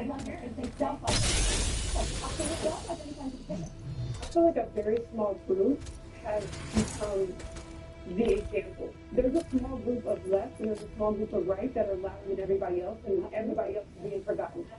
I think one thing that separated us is that I think you often, and I'm not trying to just point out, but since I am the friend of yours, that I cannot longer support you because you don't support me, right? If you, I'm explaining, right? Because I believe that when you use your voice, you were coming to the place of privilege without realizing that the things that you were sharing were negatively attacking me and my lifestyle. You were able to have privilege because you don't show up like I show up. You're not a woman of color. You're not masculine. So it's easy for you to say, oh yeah, this is okay, but you're not realizing that you're forgetting me and my existence and what's happening with me. We're under attack. LGBTQ plus, we're going to attack me. 650 plus anti-LGBTQ bills attacking our existence. A lot of y'all talk about, it's mostly attacking trans kids, which we all should be pissed. If anyone's attacking our kids, we should all be pissed. But 350 plus attacking the LGB, which y'all want to just emphasize and say everybody else doesn't count. It's this, but we are all being attacked. And so for you to not see that is privilege. And I think that I just really need to understand.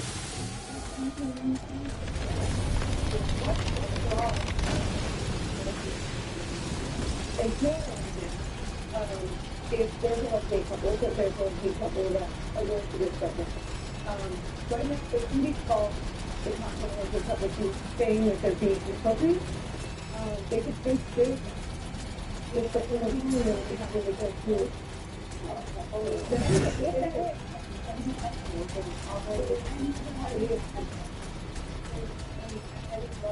All these laws that are happening,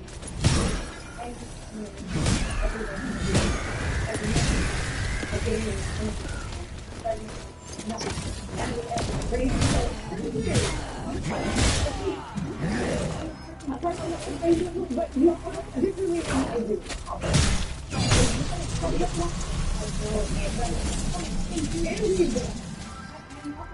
so what? I'm asking you for what? Because what laws are just, okay, well, if you want to talk afterwards, I got you. I am on the board of land illegal. We're fighting these 650 plus anti-evolution people. I'm going to list for you. Also, there's so many documentaries. The thing is, I think what you want to just battle with me instead of understanding that we just live differently. Our experiences are different.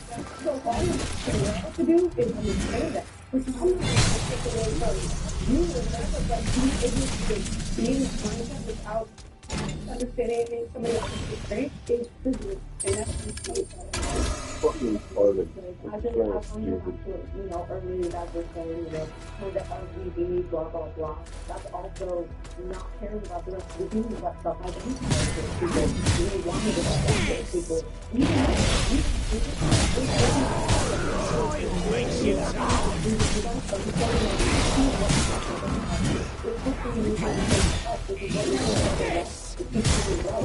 no sense because we're trying to advocate for the change the right is advocating for citizens for. Why are we letting see all of these anti-LGBT legislation and these public is because based upon very far ignorance or strong traditional communities because now all these bills with endangering our communities before. And I think that that is the basis of this. We've gone through Congress today and have this side and that side. I think there has been a lot of progress in the last few years, well, few decades, and they definitely have backlash from the far right because of that. But I don't think the solution to that is to say, oh, let's go back and be less progressive. I think we just need to carry on and there will be backlash, but eventually those people will just get used to it. I think it's really important to be sensitive to the families for the community. Like we're about everybody else, we're taking away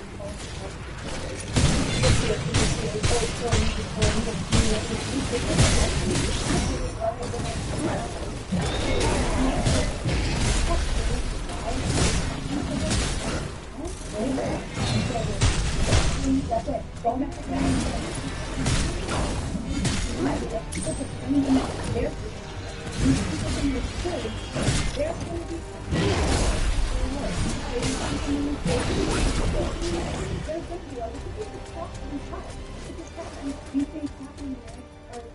going down so much. I think like at any point or you know, like any point in history, something was once considered like too progressive, too left of wall.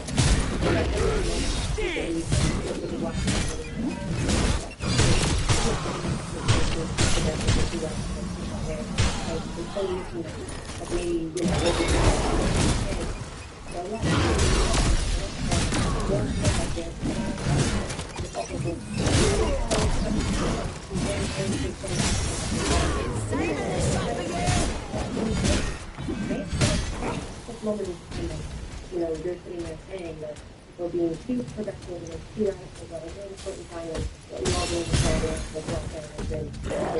I feel like to transition kids, harming children is a big thing.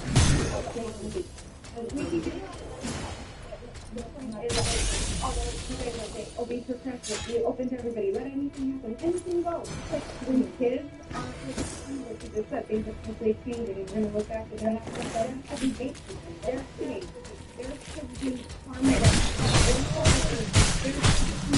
suicide, removing body parts as minors. This is what my group does, and what I do each reading to every day. And I see adults detransitioning, crying, can't live their life, and on the verge of suicide because their parents took them to a clinic where they got breast removed at 12 years old. Their breast removed at 12 years old, and now people are fighting for voting rights to do that. That's just stuff I'll find Chloe home. I agree, but that's less than, what is that one, the detransitioners are less than 1%. It doesn't matter. I'm just, I agree though, I'm just saying, we often target a very most percentage and make it these users. And that's what I feel like conservatives and Republicans do, is y'all target one example, one situation, and act like it's the whole community. I would date a trans woman.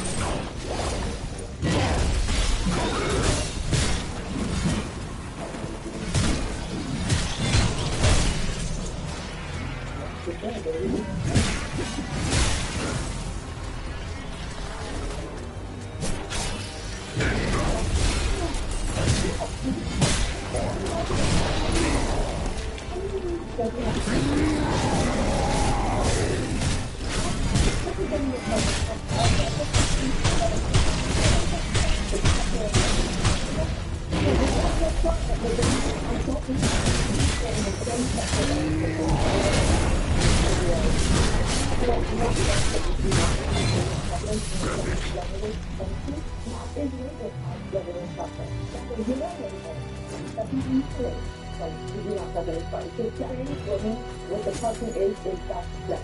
And if the other woman is gone through the procedures or not, if you're dating a trans woman, it shouldn't matter what your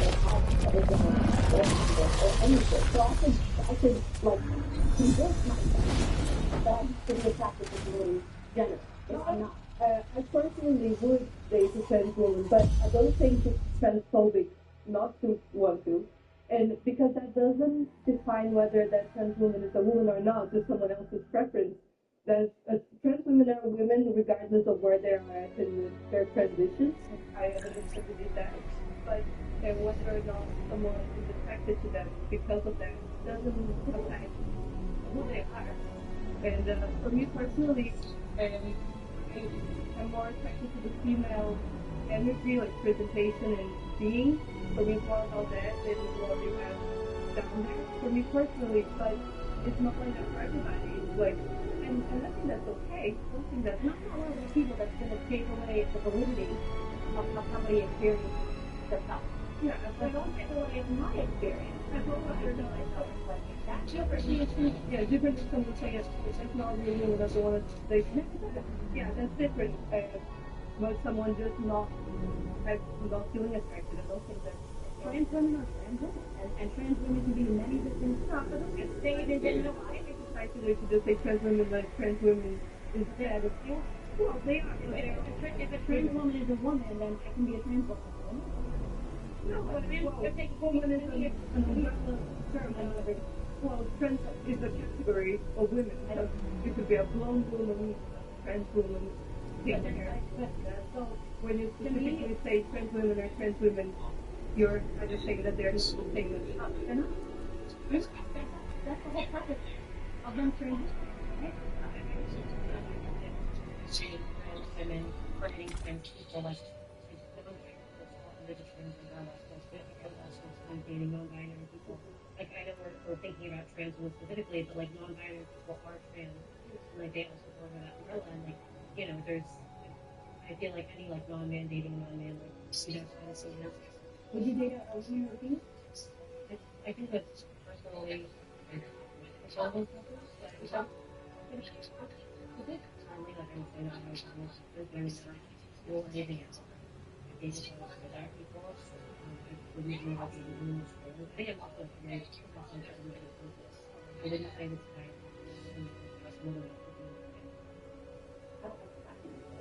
But you're allowed to say how you feel. But to be open-minded doesn't mean being closed-minded. And I don't think you can. I'm just saying, like, I'm not closed-minded because sexual orientation is not sexual. Thank you.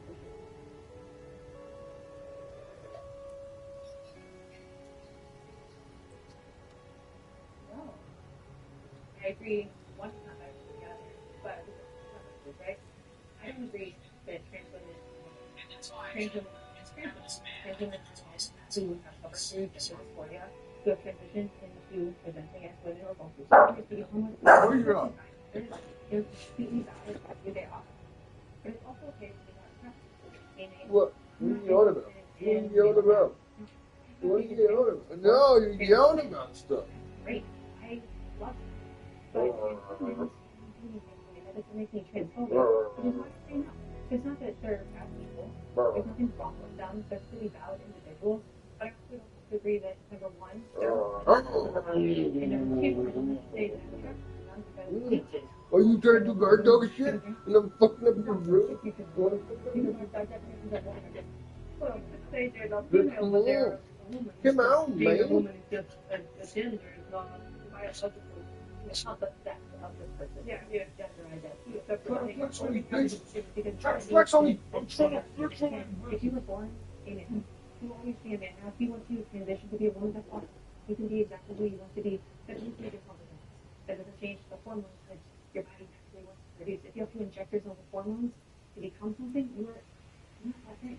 What about intersex people? Humans. So going back to like the extremely small percentage, intersex people are completely valid, but that's much more common than people realize. No, it's not. Especially when you're a woman like myself that produces more testosterone, or like than most women. No, no. Say that. No.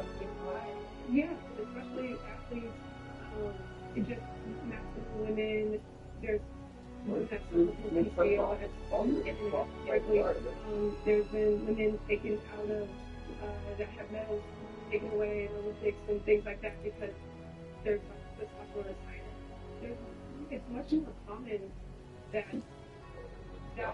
things occur, like especially with intersex humans, than people realize. So I'm just wondering how you feel about that because you touched on something earlier with the kids, right? So can we just? I just want to know. I have no issue with intersex individuals. Again, we're going back to our orientation and our preference. If I was attracted to someone who might be intersex, that's great. That's cool. Yeah, I'm okay. Or maybe I just have experience. That's what happens too. They're not invalid. They're not invalid in their identity, but I don't have to change my forcing attraction just to help fulfill someone else. Some of the attraction I was wondering about, it was if they need to take something to balance out their body to be able to present as they're seeing. How do you feel? Are you saying that they're not how they present because of that? And that's what I was asking. That's a really interesting question. In the case of someone being born intersex, which given that it's not the thing that I have your details and I don't want to put it out there, I have very similar people who are intersex. But I don't see an issue with that. I really don't. Like, if you have to take hormones to present a certain way, your voice go up, go down, your body, your natural body hair, okay, you are forcing it yourself. And that's simply the reality of the situation, or just balancing out the body to be healthy. Okay, so we could also put this, say, system, who at the age start taking testosterone replacement therapy, TRT. That doesn't make them not men. That's just not their hormones. So yes, I can understand. So then so that's what I'm asking you to think about when you think of the trans community as well. You know what I'm saying? It's a really interesting thought. Yeah. Okay, thank you. That's all I wanted you to do was just consider something that's often a myth. Sure. In the case of intersex, absolutely, I think to your point. In the case of female birth, male birth, transitioning, that's completely different ballgame. The only way to fight business is change. Ask your healthcare provider if Big Harvey is right for you, and visit BigHarvey.com to see the important facts, including important more. Our homes were made to help us connect, and somehow they've made us less connected, which is ironic. Don't you think? Oh, I love this song so much. Let's find us again with Personally. U.S. Cellular, built for us. I didn't talk earlier, but I love women, I agree with you earlier of like, I guess, general preference, but I'm not limiting myself because if I meet a beautiful human I have a connection with, we'll figure it out. I don't know. That's just how I feel, and I don't know. I also just think that to assume that a trans woman is whether they have their parts or not, and if they use them in a traditional way, it's a little bit gross. To just that's not true with that. No, I'm just saying to automatically assume, like, kids you went to, are you gonna are you gonna dick? Often, my trans women, friends, and the ones that I've dated, don't want to show up that way in a sexual space. So I think that's what I'm saying. It's girls to think about it like that. I think that there is something. I think I have this understanding that some today advancements, they are cancer. Cancer was born with 18 months, cancer, homelessness. That doesn't make sense on any level. Now, I can be polite if I have someone I have no issue with using different pronouns. I have no issue with that's something that needs to be addressed. But I also don't have to agree that is the same thing. I don't have to agree that a man who transitions to a woman is suddenly or forced woman. No, he will always be what he was. Now, if I want to use he, her, cool. I can be respectful of that. But I'm not going to get defiant in order to tiptoe around people's feelings. Right? I have an interesting story to tell because a lot of people don't know this about me. But I dated, you would say a trans person is who they say they are, no matter what their transition stage is, correct? So then I have dated a trans man. And you identify? Absolutely. Yes. So then did you see him at the company? No. Okay. Oh, I'm sorry. Yes. I'm sorry. Yes. Not after sex. She, I say she, not because I'm misgendering, because otherwise I'd be missexualizing myself, missexual orientation myself. But they presented as a female to me. They were female. They were fully intact as a female. They called themselves lesbians. They transitioned later on. Technically, I did date a trans guy. Does that mean I'm bisexual? No, I don't. Absolutely not. They did absolutely not identify as that when they were. So I'm bisexual then because I was attracted to a man? No, they didn't identify as that when they dated you. So you're saying. They did. They did, though. You just said that they. Not from my knowledge, but they, well, you're born trans, right? If that's the truth, you're born with gender dysphoria, so they always knew that they had gender dysphoria, always knew that they were internally a man. But I think there's so many things. So you think he was like a lesbian? He told me he was lesbian. He was like her, right? Present as a woman. Okay, so then you're like in your journey and making it about you to be like, I get so much sexual, I don't know who does that. No, but that I agree with you then. So we're in agreement that I'm not bisexual. Giving you permission on getting in. So no matter who I sleep with, I'm just saying, like, this fact, like, I don't like a transition, like, after you guys broke up, like, you can still be firmly a lesbian identity. Because of the society and the media and everything, and, you know, people that are switching us down, we don't You took a bit. You such a little bull. regardless of how we identify. You're such a bully, and that's the problem. You're a bull. You know what? You don't tell me how to live my life with dogs. Would you date a don't tell me how to live my life. Not if it looks like a dude. You don't tell me how I to don't live my life understand with how dogs. lesbian can be conservative.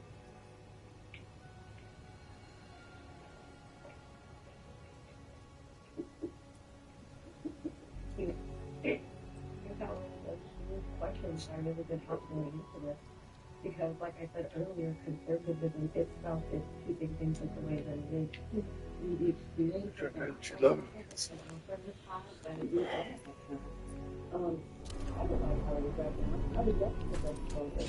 Again, everyone bottom of the lesbian only through the progression that I feel accepted, that I feel safe, like that I could, you know. That's how it's on my doorstep and stuff like that. Moving forward and the rest of the yeah, so right, things being always against the LGBT community and always, especially in church, has always fought against equal marriage and everything. So it surprises me to see that there are gay people who identify conservative. I think it's fine for people to have their persons that are not to their sexuality, of course. But at the same time, for me, it's hard to support a party that has always been historically against us. And being conservative and being a public figure, also two separate things, and being conservative is who we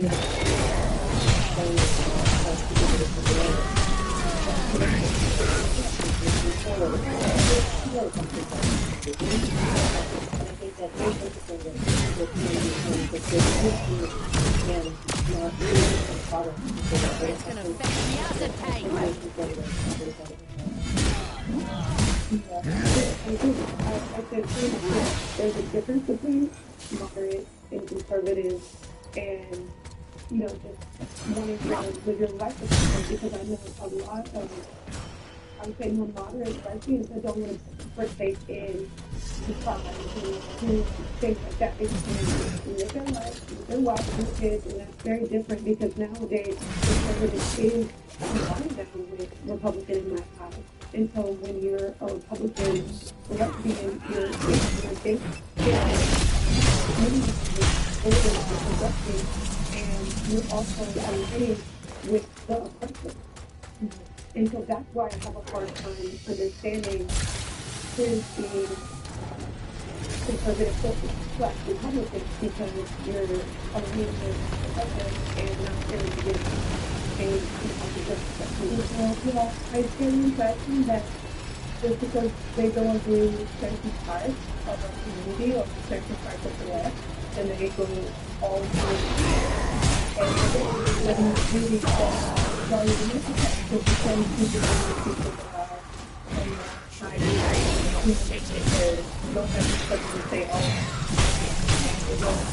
let's do it. Was lovely, you know, believing that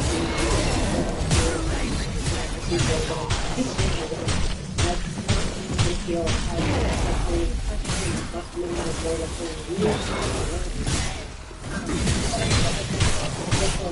we're all working towards, like, making sure people are supported, vendors, I think that conservative, I think it works against it, but that's where I'm confusing it. People who are here can't be conservative.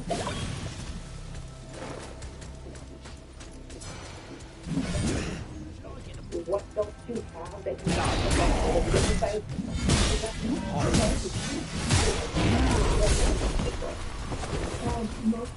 I'm gonna say clearly, communities don't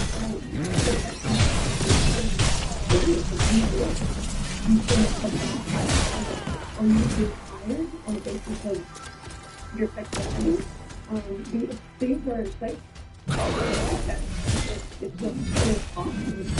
Then that's why we need to progress to make our life more lifestyle annoying, so that we don't have to situation. I mean, we're proven in LA to be a gay nation. And I, as a person that has hosted parties there and been affiliated there for 11 years, and we're the only still face situation on the building, because they're discrimination instead of community. And so now,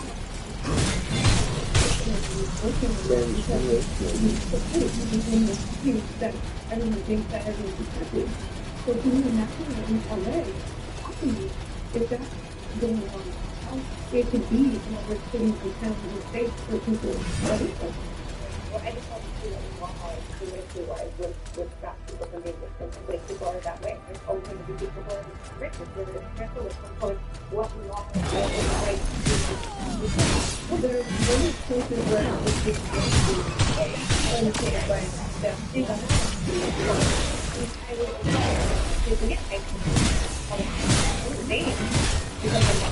But here, where you been? Other countries? What's not a few names for? And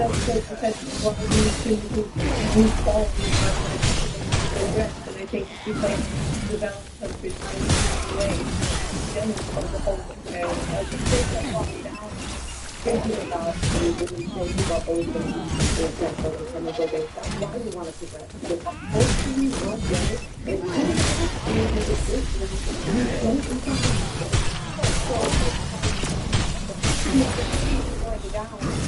it's specifically here, it's great people and it's the role of what is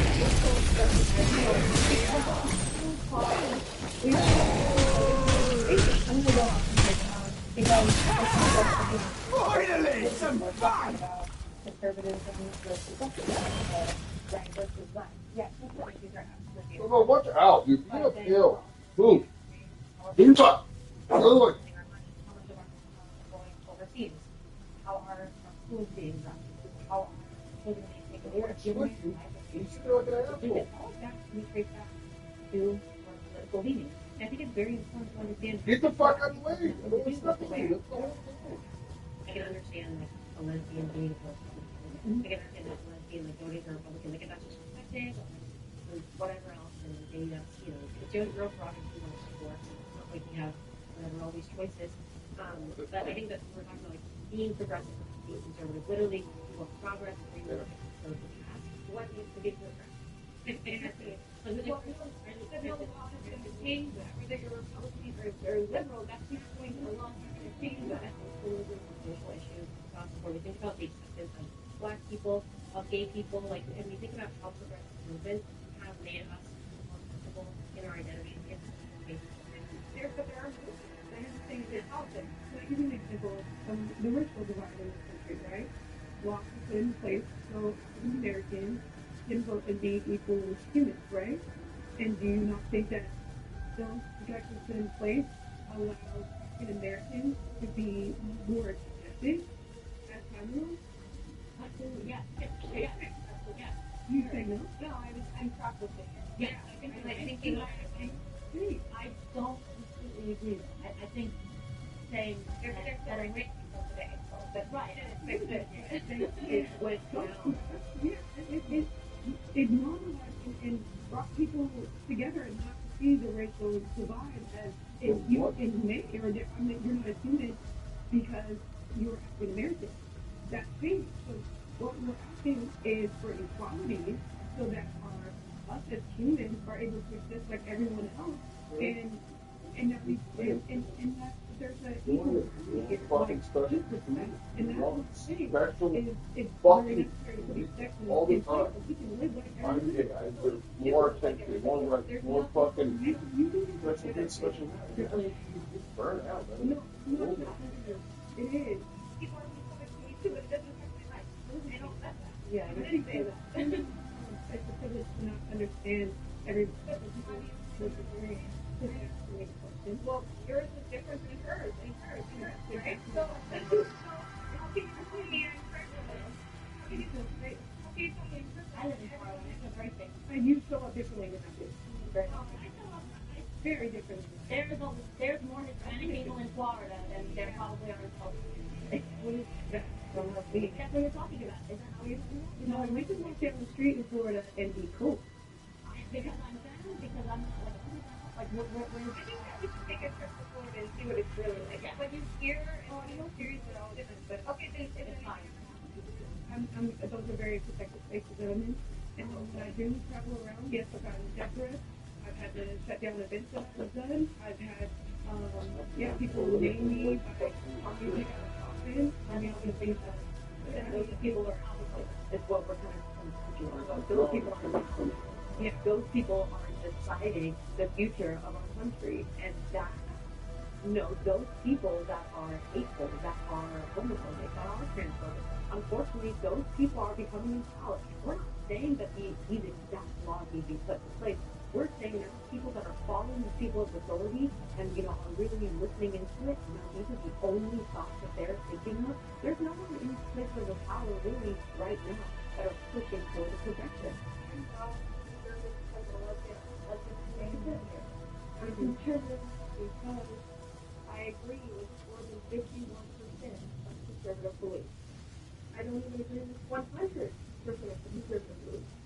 I might even hold more liberal views on certain individual topics than even some of you.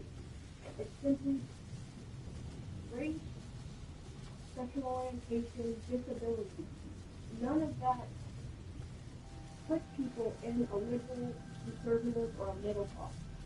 I think most of our disagreements today are simply just because of language. My version of women, your version of women, your version of women are all different. Our versions of conservatives and your versions of conservatives are completely. That's why I said it was important. What does this word mean? What does woman mean? What does conservatism mean? What does liberal mean? Because by definition, and old school definition, I am a liberal. Yes. I am pro-freedom of speech, pro-equal rights, pro-capitalism, pro-free market. Like, that is a liberal. Language is completely evolving, and where I agree with conservatives 20 years ago, no. But language, validity, everything is just, it's all people understand, and we just have to live within our current reality. You can't compare any of us to conservatives who are noticed, like we can't compare you guys try to be fast and faster. Join us on Patreon to watch the exclusive vlog. Lesbians can use he, him pronouns.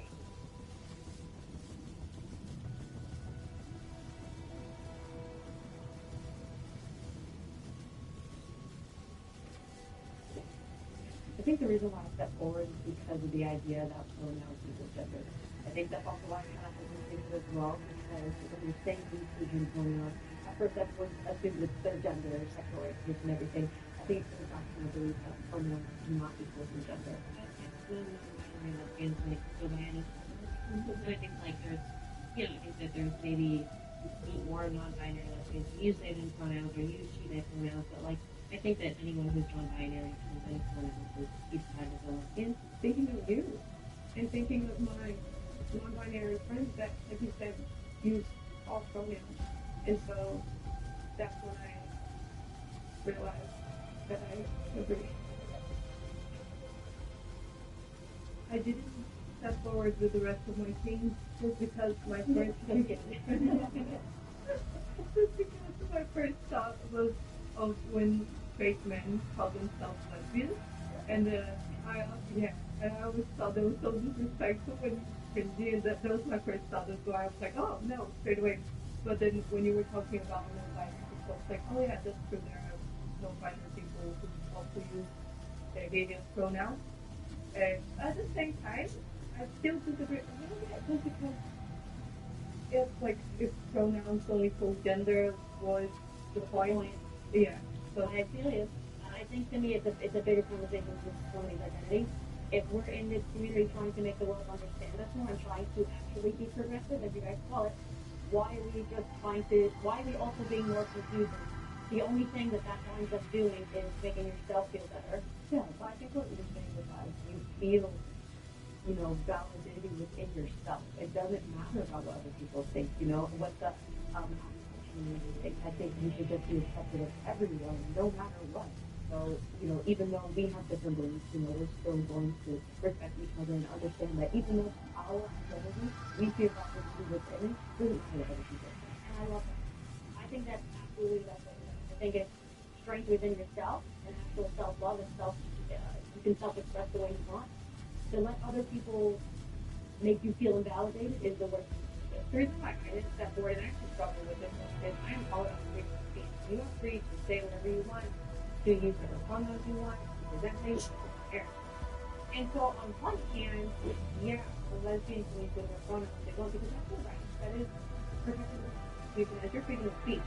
But on the other hand, I am not obligated to validate that, and I'm not in my opinion, a lesbian is a woman who loves another woman. I believe what I believe is a woman. Maybe not a therapist, but I think that. So if I say a lesbian is a female or a woman who loves another female woman, then they're probably going by equal pronouns, right?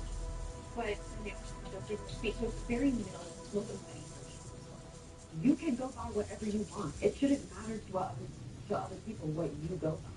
If you are a lesbian, then you are a lesbian. And me as a lesbian, I'm going to support you. If you realize that you're not a lesbian anymore, it's fluid. I'm going to support you no matter what. No matter what pronoun you go by. Because I have been in that case where I wasn't educated on what I could be. I thought of everything under the sun. I was a gender-fluid lesbian at one point. I did use he and him at one point. But again, through my self-identity, I've discovered who I am. I think dog shit, bro. Knocking down people's journey and discovery is exactly what discovery shit.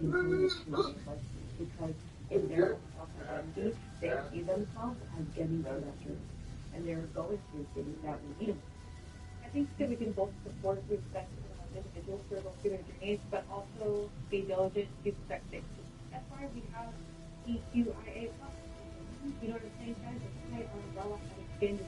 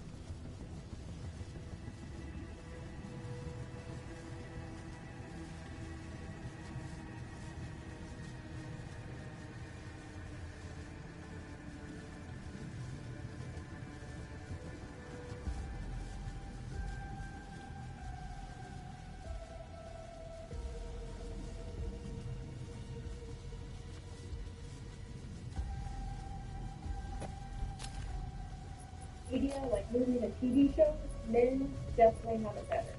There's a lot more gay male movies than the conversation with my girlfriend.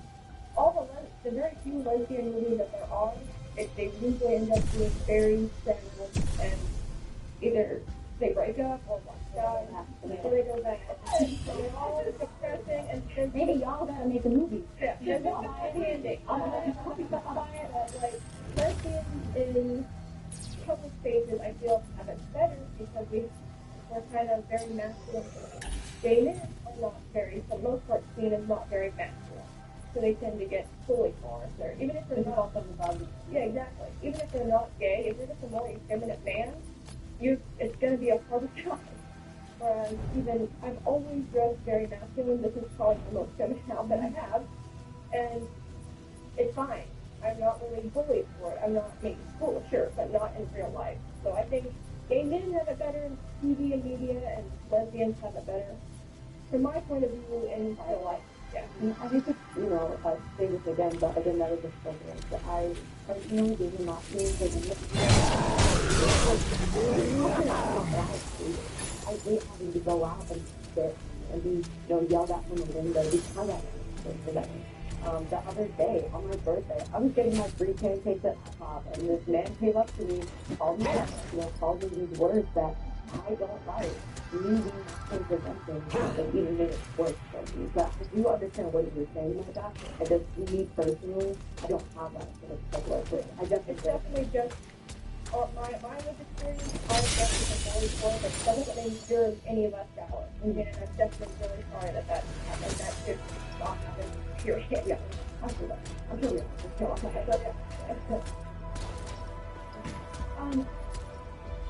I think that generally speaking, it is more difficult for men to step into the real world for being gay, especially if you have a man who is very feminine. Very maybe it's just not in the typical what people perceive to be masculine. Maybe he doesn't align with that. And I think that you get a lot tougher to other men than maybe you do from women. I've always been very presenting. Nobody cares if the girl wears clothes. But everyone can make do with their comfortable. And I think that if we just simplify that level, we can see what society's acceptance of that. It's not an issue for me to come up a store and wear a mohawk or use clothing on, and nobody cares. But then you go buy it, you wearing maybe some ladies.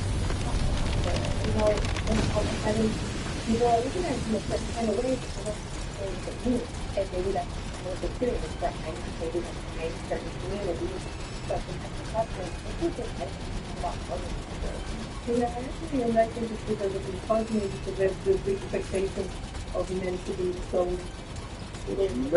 masculine that when they don't live up to this expectation, they're just to be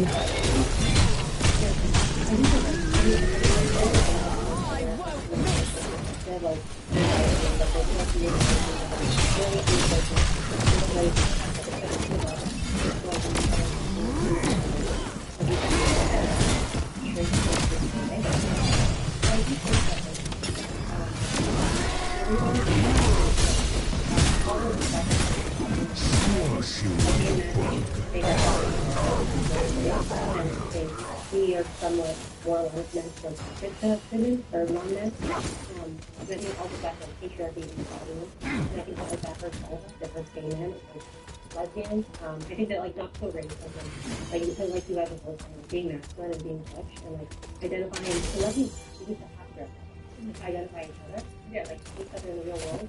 But it's more a race, how artists visibly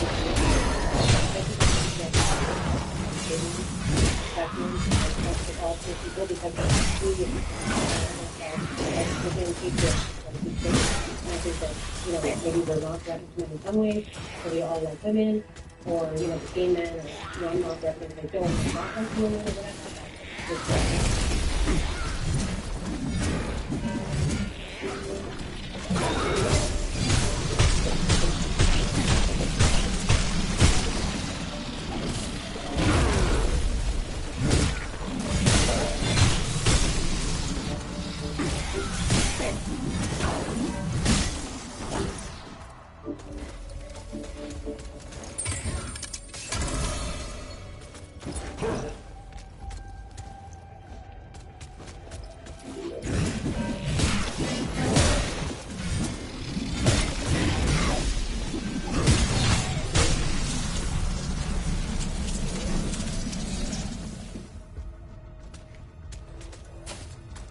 you are arguing for the slaughter of human beings as your first choice. And I'm standing here in very strong words. Edith did not. You're killing a fetus, so it's not a strong word. It's really not. And can I just finish my statement?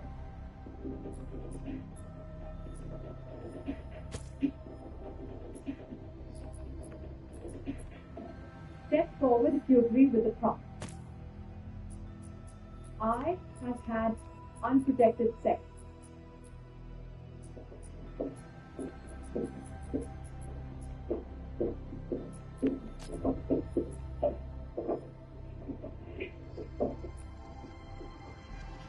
Don't see me over there.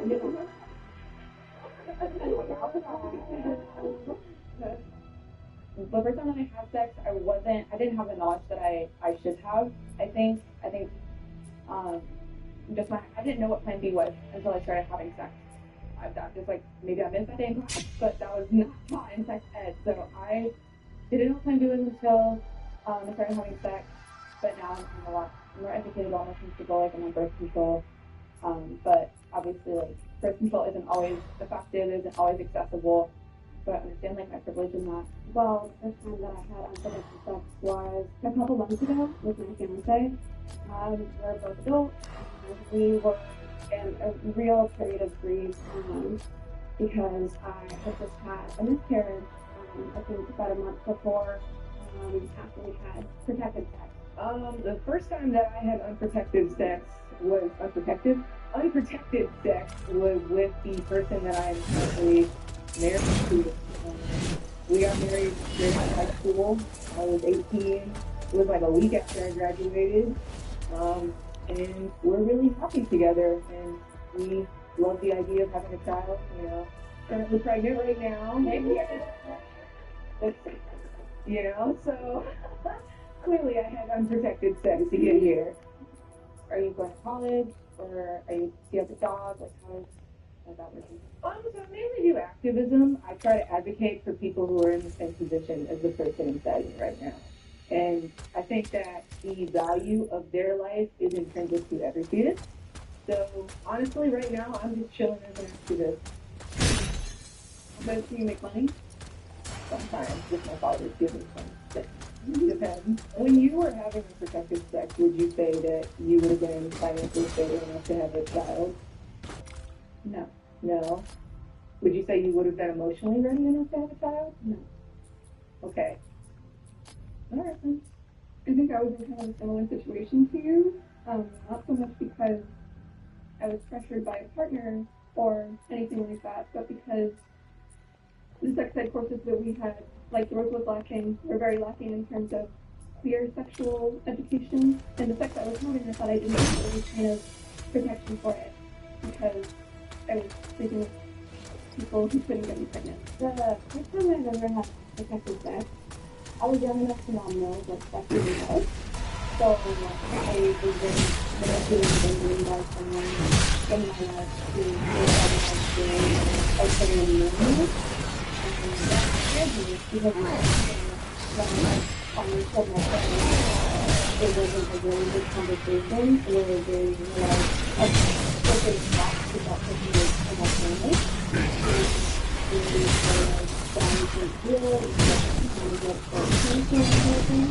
And then the innocence I knew that they were doing because they asked Walmart about a pregnancy test because they were if you're pregnant, you can't tell anyone that it's his. You have to say that we adopted another child. And you have to keep that baby. I did not want to have a baby at a very young age. I was not emotionally ready, I was not financially ready. I was still in school, trying to think, I have a future for myself that I want to do, What's my little plan? Children, they can achieve that because they have a pattern, we don't have been able to achieve that. Well, there are other resources available for people who are student parents, for people on campus parents who have children, babies, toddlers, children of all ages. There are also resources in terms of crisis pregnancy centers, alternative pregnancy health centers. There's thousands of them across the U.S. There's 5 crisis pregnancy centers for every Planned Parenthood. And so I think that a lot of these resources are not made known. I think that a lot of people kind of get into the situation of being pregnant, and nobody's telling them about these resources, and then they think that they can't do it, and then they get an abortion that they might not have actually wanted. They felt like they had to. Do you feel like that was your situation? Do you feel like you didn't want to have an abortion, like if it happened? I think that because I was a very conservative home, so abortion wasn't even in the picture. I wasn't even allowed to have that idea. And like thinking of it now, like yeah, there are crisis centers, but we're also going through like baby formula shortage. Like there's not even paid parental leave. So if we're going to be able to bring a child into this world, I think we should fight for more health care that is free for women or people who can give birth. And especially since I was at a very young age, I honestly just didn't know what I would do in that situation. For me, when I started engaging in intercourse, I started out using protection. I've been volunteering with Planned Parenthood since I was about 15, and I was a junior in high school. I've had an intense passion for reproductive rights, so I immediately, as soon as I knew that research was accessible to me, I put myself on birth control. But unfortunately, birth control isn't the end-all be-all, and from putting myself on several forms of birth control, I realized that the adverse effects of birth control can be very, very altering. And currently, I'm in a very long-term committed relationship with my boyfriend. And of course, when you have someone attractive, you want to have sex with them. And he's the first person I've really started participating in unprotected sex with. Guys, you have got to get your hands on this new bundle from Wayfinder. First, there's the Beard and Balls bundle. This bundle gives you the professional beard trimming quality of the beard holder with the power and precision of the Lawnmower 5.0 Ultra. The 5.0 comes with a dual interchangeable head for trimming and smooth shaving. Then there's the Groin and Go bundle. This bundle includes the Lawnmower 5.0 Ultra. And because they never stop innovating, it also comes with a handy, a compact face shaver that's perfect for quick, just food. Get yours now with free shipping on every order at manscaped.com.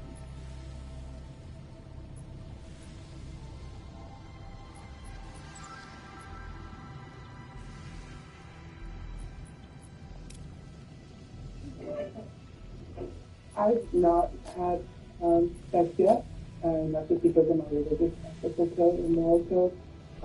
I've been I'm Catholic, I've been raised in a Christian household, and I just don't see that as something that's beneficial or valuable to my life at this point. There's been times when I questioned if I was ready and questioned my faith, but I've always just kind of found my way back to the church and agreeing with the church's teachings. So I've never really had a desire, and I was in foster care as a child, and so I witnessed a lot of sexual violence there, and it's just been one of the things I almost feel like the subconsciously I never really wanted. So I really don't see myself like living in a sexual relationship with another at this time in my life, just because it isn't really what Catholic as well, but somewhat I haven't had sex before. It's not just because I'm Catholic, like there are other reasons as to why which is terrifying, I think, just to help to keep your marital acts within marriage, because it's just makes babies like it's just good for a child to have a mother and father, because Newsflash, sex makes babies. causes a lot of problems for children, especially like with divorce. Like studies have shown that divorce is often worse than the death of the parents. It's like, at least you know that when the parents passed, it's like they didn't see you. So I have two questions for you. The first one is, where did you get this survey from? I don't know. It just happened. The second thing I want to you said something about sex always making babies. Well, you didn't say always. You said sex makes babies, and I would love to challenge that.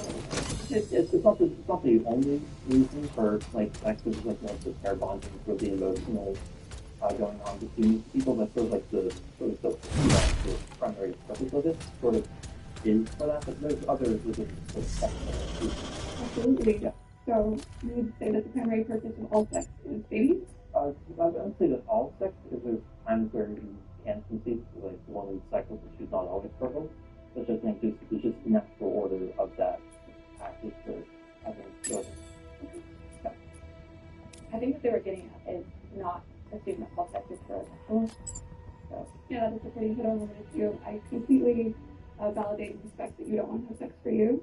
But for those of us who can't even ever, for any reason, get pregnant during sex, I think it's a little reductive to assume that that's like the reason people would do it. I think there's also a difference between reproductive sex and non-reproductive sex. Yeah. Like, let's be so for real. There's so many things you can do to not get pregnant and still have sex with somebody. I'm obviously not happening, but I think I think it's also important to remember that, you know, Catholics and people who do believe that sex should be within marriage also acknowledge that there are types of sex, like oral sex, for example, that you don't conceive children by. So I think maybe, not to put words in your mouth, but maybe what Luke is referring to specifically is coitus and not other types of sex. Coitus. People can mean different things by sex. It's like, Very general. yeah. Hi, this is Raghav, the director of this episode. Please like this video if you enjoy watching it and subscribe to our channel. Now, let's get back to the video. I have had an abortion.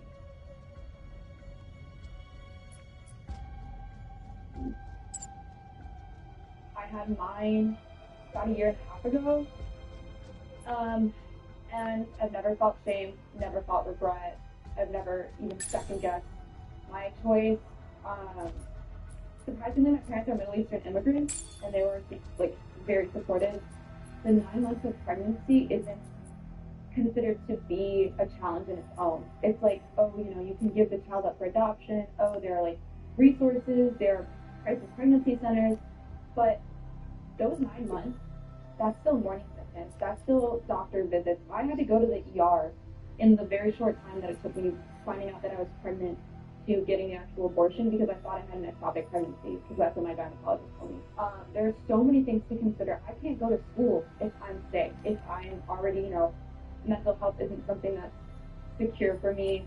And then on the top of that, I'm going to have to deal with thinking about this pregnancy. Are people going to judge me for being a teen mom? Okay, so I had an abortion fairly recently. I had one about 2 to 3 days before my recent birthday last year in November. It was a very unexpected event. I remember having symptoms almost immediately. I was about 6 weeks, I believe, 5 weeks and 7 days. I actually did not suspect I was pregnant because I had been going through some traumatic life events that threw my cycle off. My period was on average 40 days late, so I just didn't suspect anything when I was 6 days late that past cycle. And my boyfriend, who I was confiding in at the time and telling about my current bodily circumstances, had a feeling. Beyond me, the woman in this equation who shouldn't know what's going on, he was the one that prompted me to go get a test, because he felt that I was pregnant. And when we found out, it was a shock. I'm the type of person when in my relationship, I make very clear my positions on how I am with, you know, abortion and pregnancy and child rearing. I'm very transparent in that matter, because there should be no room for error in that case. But that's because I'm fortunate enough to be educated in that manner. I'm a volunteer with Planned Parenthood, so I knew the resources available to me. And at that time, when I did conceive, it was not when I was on birth control. And so partially, I take responsibility for the circumstances that led to the conception of the pregnancy. Although I'm very grateful and I'm very appreciative that I'm healthcare. It's something that I need to cover. It's something that my boyfriend needs to cover. We were not expected this moment. We were not happy that we had to make this choice. But because of our plan as individuals, as adults, and our life plan is to get married, is to complete school, and to maximize our chances of being the parents that we want to be, I felt it irresponsible to be selfish and say, well, I want a baby and I don't want to make that our choice to terminate.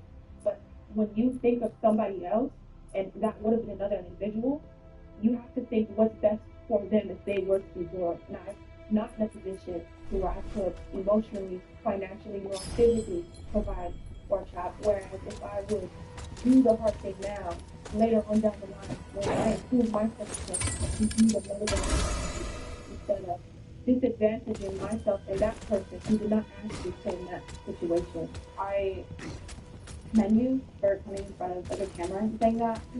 My parents really don't know either. Yeah, I don't either. I need to figure out a way to tell that. I'm gonna block it. Google me from their YouTube.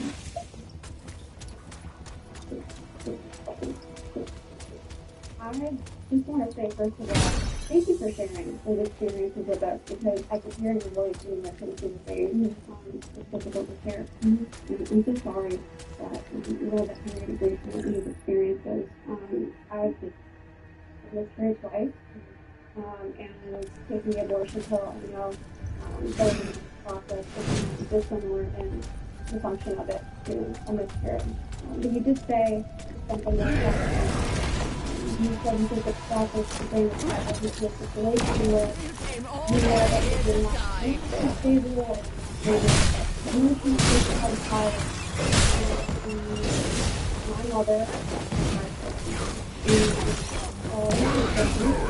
father was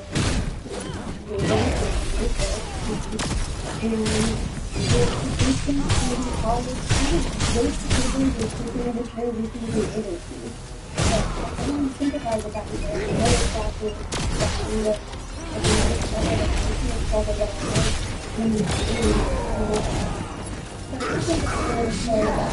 people who are untidy, people who have a lazy experience, others who do things I think that you can still have a loving child relationship. There is something that you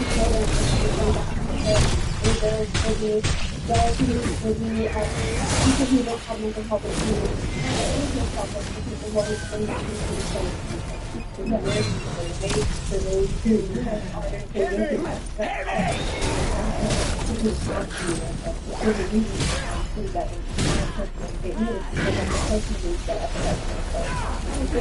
generally, selfish to bring and putting my personal beliefs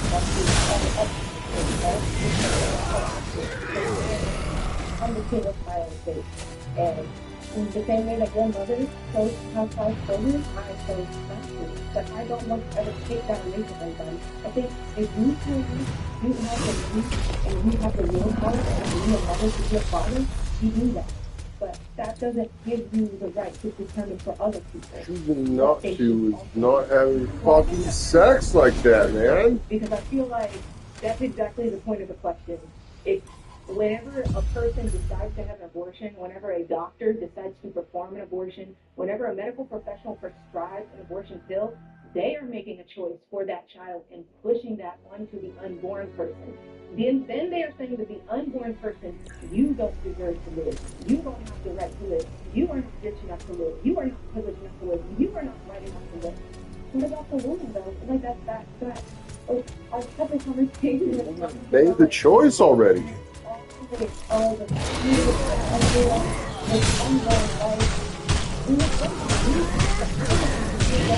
you can always hypotheticals about the unborn life.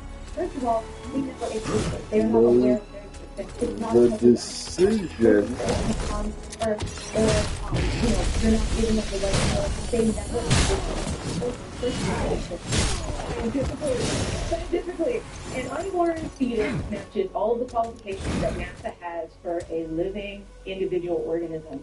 Secondly, I'd like to say, what right does anybody have to mitigate the outcomes of their own mistakes by oppressing another human being inside of them, by using unjust violence and excessive force against a peaceful being inside of them? What about rape for instance? I got pregnant from rape 4 years ago. I got pregnant from rape. I was raped for years of my life. I have physical symptoms of that. I have reproductive issues as a result of that. But I think it's important to say that babies like my daughter Rachel, as I've talked about before, and babies like my daughter Mira, who I got pregnant with consensually, are the same. They're DNA-wise. There is nothing different in the DNA, the human DNA, between a baby who's conceived and raped and a baby who's conceived consensually. So you're telling women that they should be having their children?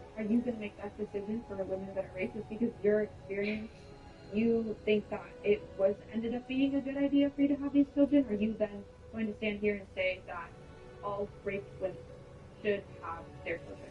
Are you going to stand here and say that children who are conceived in rape are somehow different than children who are conceived consensually? No, because I don't see it. Then why are you bringing it up? I would also say that abortion is not evidence-based care for rape victims. There's no research that shows that the outcomes of rape victims getting an abortion is better than those who do not. So if we want to go purely based off of medical science and evidence-based care, no. Yeah, I will say that we do have statistical evidence that shows that women who have access to abortion and in societies where abortion is accessible, there is an overwhelming decrease in the amount of abortions obtained, and there's also an increase in the economic, emotional, and physical advancements of the people who have access to that care. And I will acknowledge, because I do think that what was inside of me, what was inside of you, what was inside of you, I personally believe it is a life.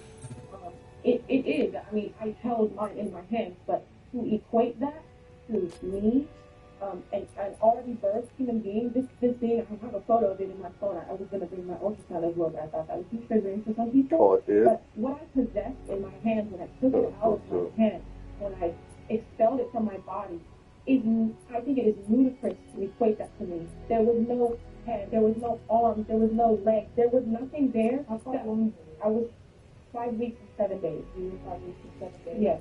And I have the privilege at 5 weeks and 7 days. Okay.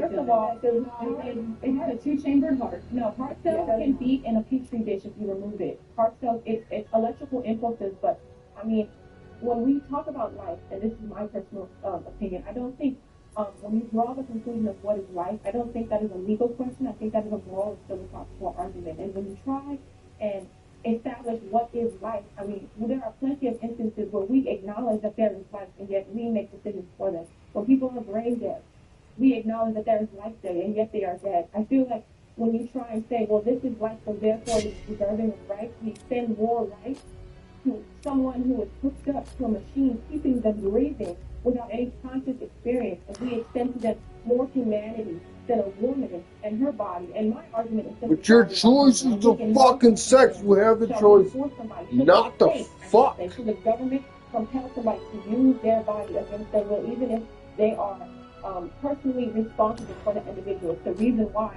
even if you have a child and that child needs you for bone marrow or blood transfusion, the state cannot compel you to put you up to a machine against your will to do that individual. I think in a democracy and we prioritize human rights, you have to put bodily autonomy above and preserve it, regardless, even if you were a drunk driver and your irresponsible, illegal actions led to the harm of another person. The state cannot put you in a position where your body must be used as a resource against your will. I think it is a violation.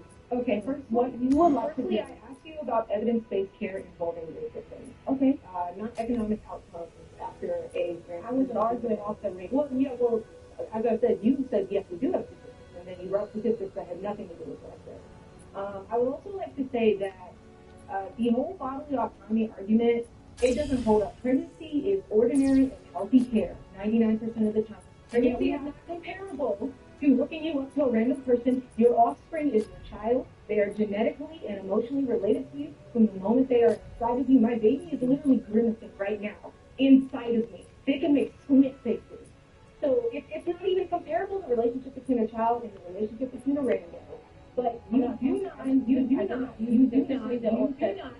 not get to mitigate the outcomes of your choices by violently ending the life of another human being that you are responsible for bringing into this.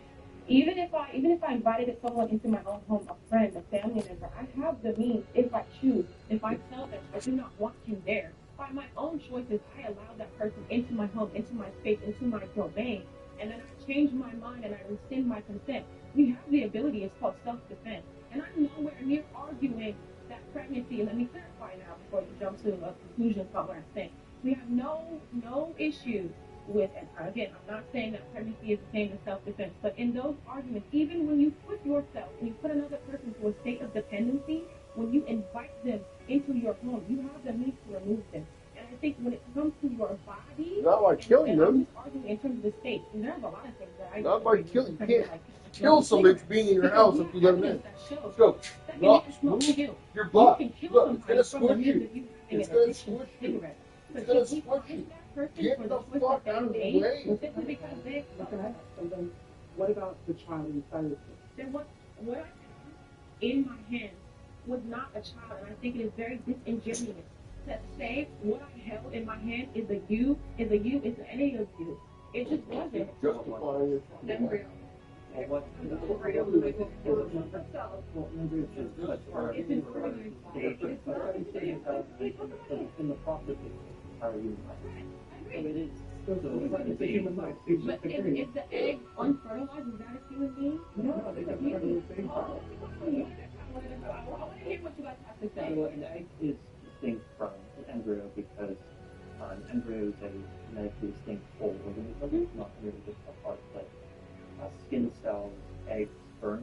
You can tell that because if you were to apply the next test, so like any amount of nutrition, any environment, or any amount of time, like an embryo will develop into a mature member of the species, but sperm, eggs, skin cells, they're not going to develop into a whole organism, so it's not the same thing. Oh yeah, of course. I do. I actually agree. I think an embryo is a stage of development, but I don't think you afford that stage of development the same human rights that you would a full-grown human being. It's the reason why we make a distinction between children and adults. A child can develop into an adult. Do we automatically apply that you can drink, you can vote? Well, they're not. That's a whole different fucking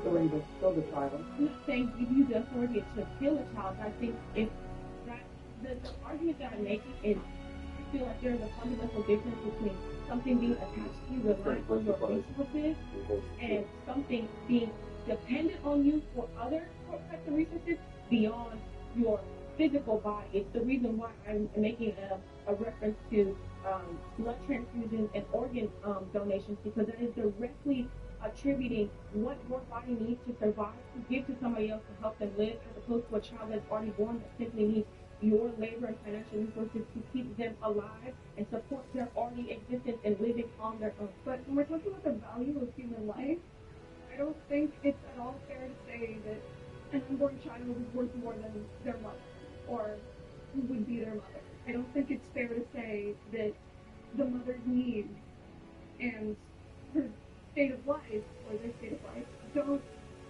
matter in that situation, because they do. And it's not just like killing a fetus for fun. Nobody wants to do that. Nobody wants to be in that situation or to have an abortion. But like, you can't just like, we always should be prioritizing this what isn't even a child yet. But none of us are saying we're prioritizing the child over the mother. We're saying what happens during pregnancy? The mother is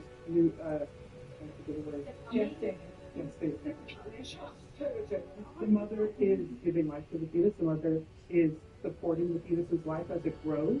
And so what we're saying is that the child and the mother should be equally supported through the pregnancy. So supporting the financial needs of a mother is a need that can be handled through non-violent means, whereas you guys are advocating for violent means to end the life of a person. It's not violent. It is violent to rip, suction, starve. It is violent to take limbs off of people. It is violent to induce a heart attack. Yeah, and you starve. You starve your embryo. That's what happened. That's how the pill works. You probably did that in lab somewhere.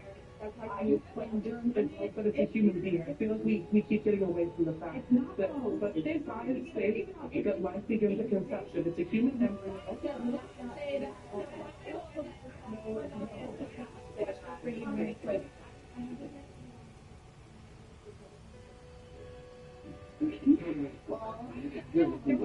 Pro-choicers and pro-lifers together. I'd rather abort a child than put them through the foster care system.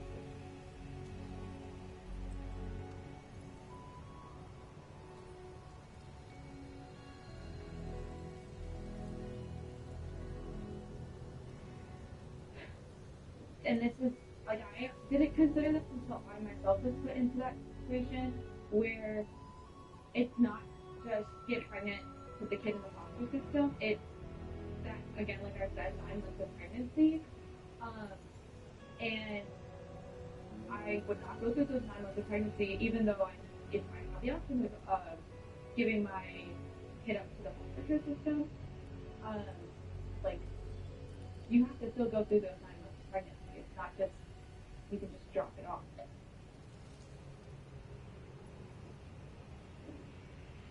So I feel like first, before we get into the conversation, we need to establish how foster care works. So we need in the system, I understand how the system works, and some of the parents were foster parents. I understand the system is not something you can really register your child for, not like the adoption system. Foster care is a system that always protects children who are in unsafe environment. So they see the child as being in an unsafe environment. My mother was a drug addict. We were living in government housing. We were having social time.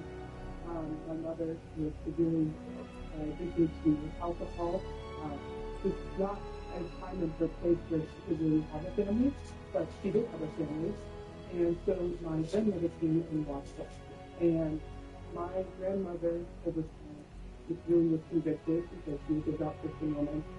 But in reality, this is no environment for a child to grow up in, and she wanted to do something, if anything, to help us have a better life. And she knew financially she could not take us in, but she wanted to do something. So she called CPS, and CPS came and took me and my siblings away. Now, did I have the best experience of foster care? Absolutely not. I still live today with bruises and sores on my body from foster care. And I was in it since I was 19 years old. I was a baby. But it still affects me to this day. And I really struggle when I hear people say that, child in foster care is somehow less valuable because of the way the government treats children in foster care, because I just don't think that's expected from me. To treat a child as less valuable is dehumanizing, and I'll know about the rest of the time against dehumanization of any human being whatsoever. I don't think anyone is saying that foster care kids are less valuable. Like, you didn't mean that, did you? No, nobody's saying that. I just wanted to be clear. Do you have a uterus? I do not have a uterus. So I'm not saying that your opinion is invalid or that you should not be included in this discussion. What I'm saying that's important to keep in mind is that you could never be in this position of having to decide whether you in your body want to keep and raise a child from your body. You are arguing for the father because you're pro-choice. And I'm standing here in where a fetus cannot.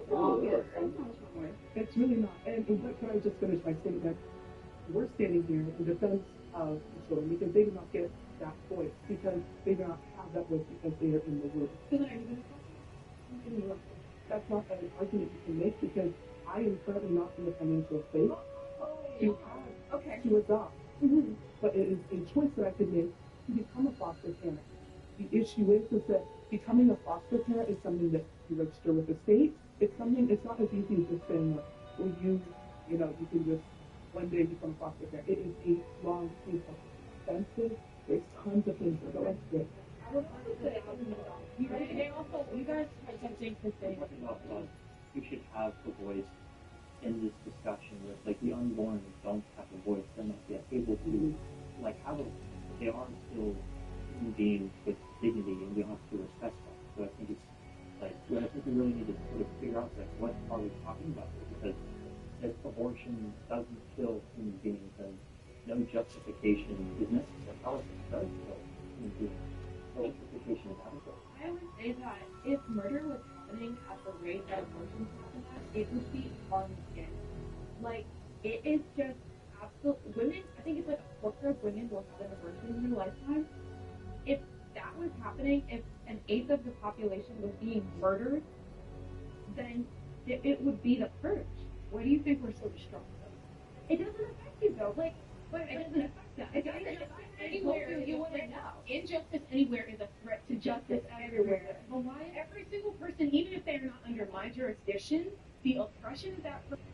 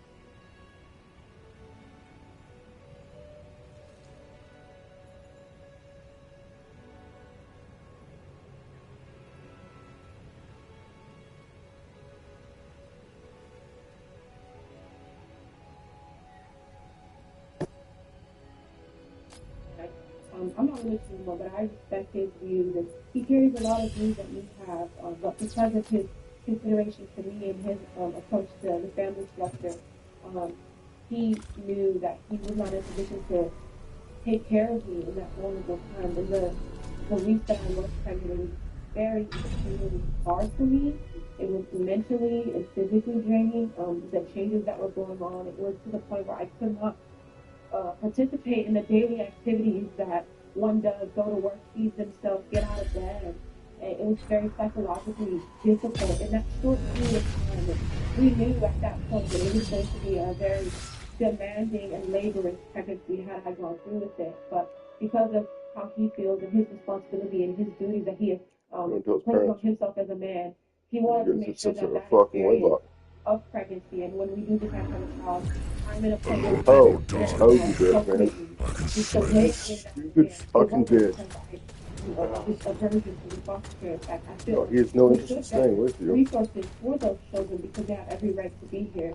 I'm more so focused on whether, again, should the government enforce and place themselves in such a personal matter when it's a matter of people using their bodies. And I think most of us in some regards agree with you. I can't speak for everyone here. I don't know everyone like very politically. I can't really agree with you. And that's why we're so excited because we see it as the government in reality, the government's position is that because of the way the government works and because of the way that the abortion system works, in reality, it could be non-existent and non-existent. It's one. And then my memory, my life, my genetic makeup, the people that fought for years to give me life, that can all just be erased. It's horrifying. But it would have never happened. It's not like it happened and then like it was erased. But you can see my mother has actually people with the they should be informed. It's destiny is keeping him water.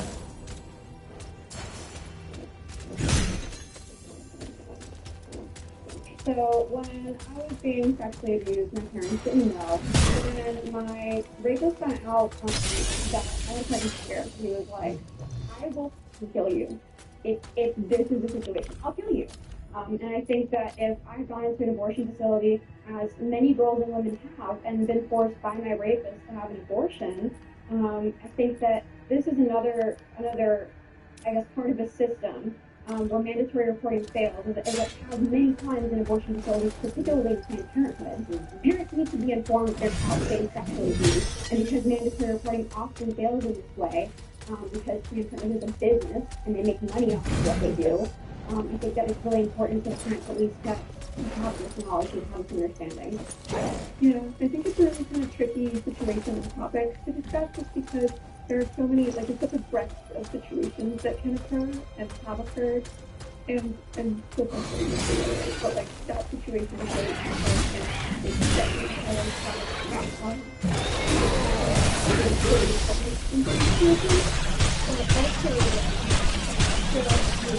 very young people are if they found out that teenager has something to do something to care for themselves and to help themselves live the life that they need to, or for their health, or whatever reason they might have for doing it, they'll be prevented from seeking care of any, not even just like an abortion. They'll be prevented from seeking any kind of sexual care, health care of any sort, because their parent is aware that they were looking for that kind of support. And I'd like to go off of what you're saying. I agree with wholeheartedly with very different situations where it could be dangerous for the individual to tell their parents, and that's why I think training to research analysis is what we took more as such a valuable tool, because they have the right to put protections over this young individual or older individual. And if they are in a safe situation, they house them and feed them and give them the job, they raise them in the area where they do stuff to help, but also those situations and situations like how we see that child that's why the study is expecting both the mother and the child. I mean, I would also like to say that, like, as much as young people don't like to hear it, and as much as I didn't like to hear it myself because I had, you know, a messed up childhood because I had a parent who was not, who is not a safe parent. I think that parents have rights. You need to like the Ohio industry for schools right now is trying to get right. They're trying to make it so that people can get medical procedures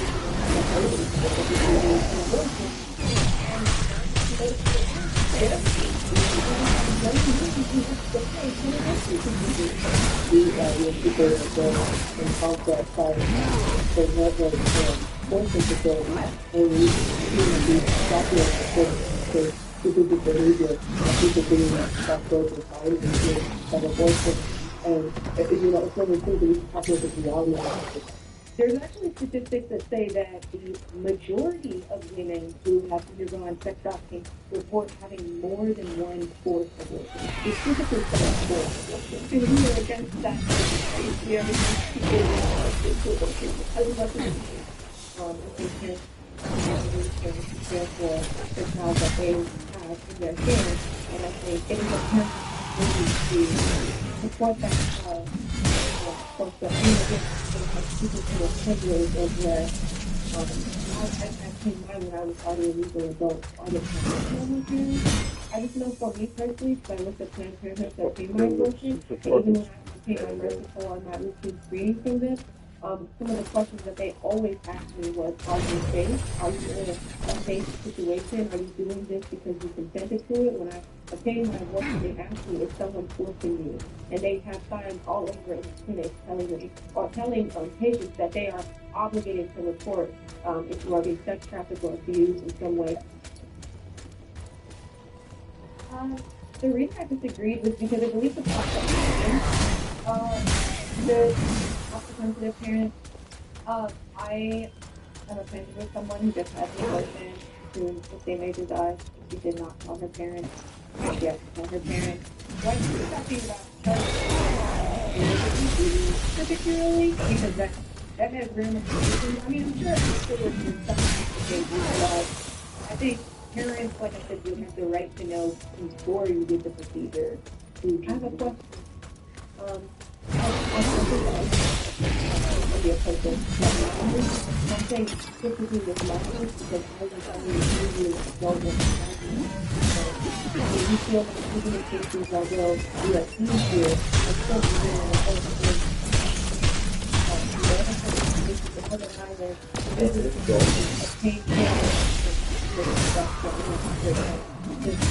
even if you lose my routine, should they be informed? I think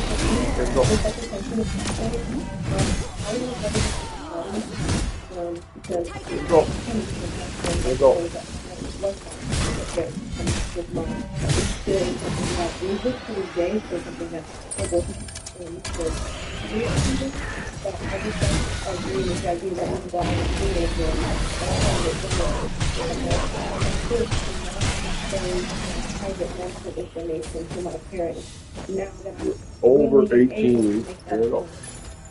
That should 17 for I think that we would all agree that, like, for an adult, no, if you're a legal adult, you shouldn't have to tell your parents. However, I think we're specifically talking about. Okay.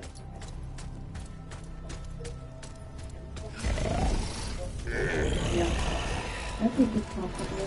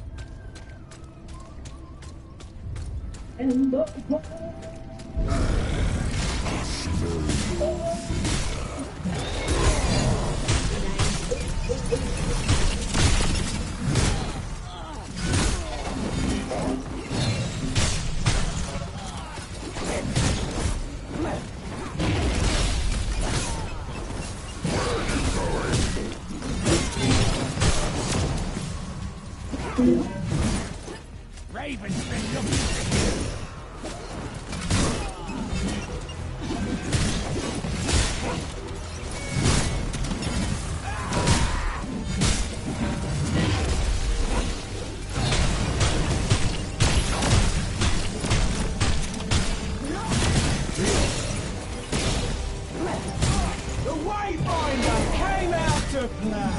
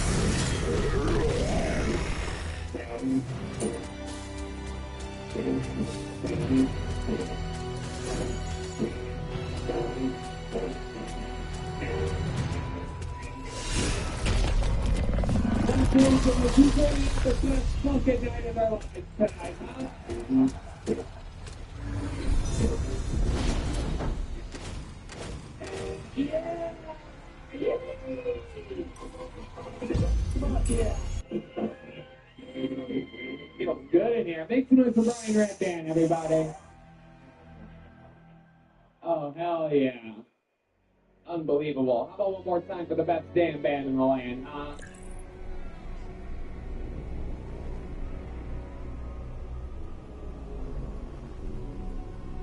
I have to attend quite a few Pride festivals, and they were amazing. But do I agree that holding Pride festival is a good thing? We are going to keep shows being gay, everybody is your friend, and that's just something to the land. So we celebrate that.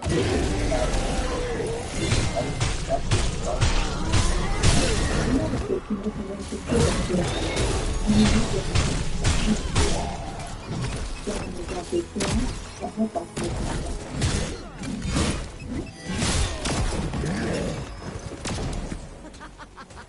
came all the way here to die? Your homosexual desire. And then agree or sexual.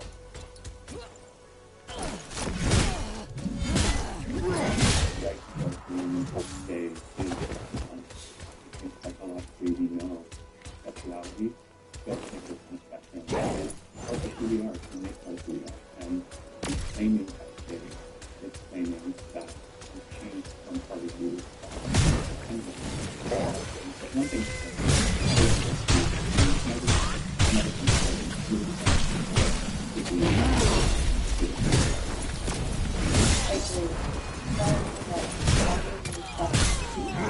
individuals sharing in their own identity.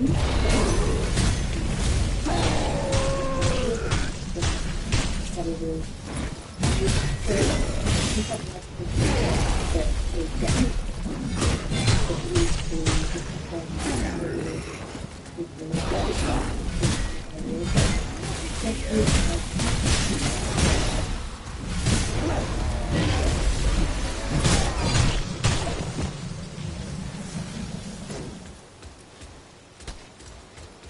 the only identity I want to change in my life is probably God. I hate labels. Even as I was I didn't like to pronounce myself as gay. The only identity that I truly believe in that is what it is. Raise the stake right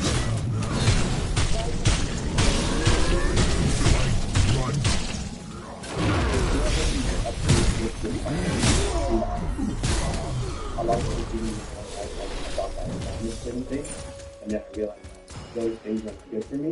So I based my belief with the word God. Is that what's in your birth?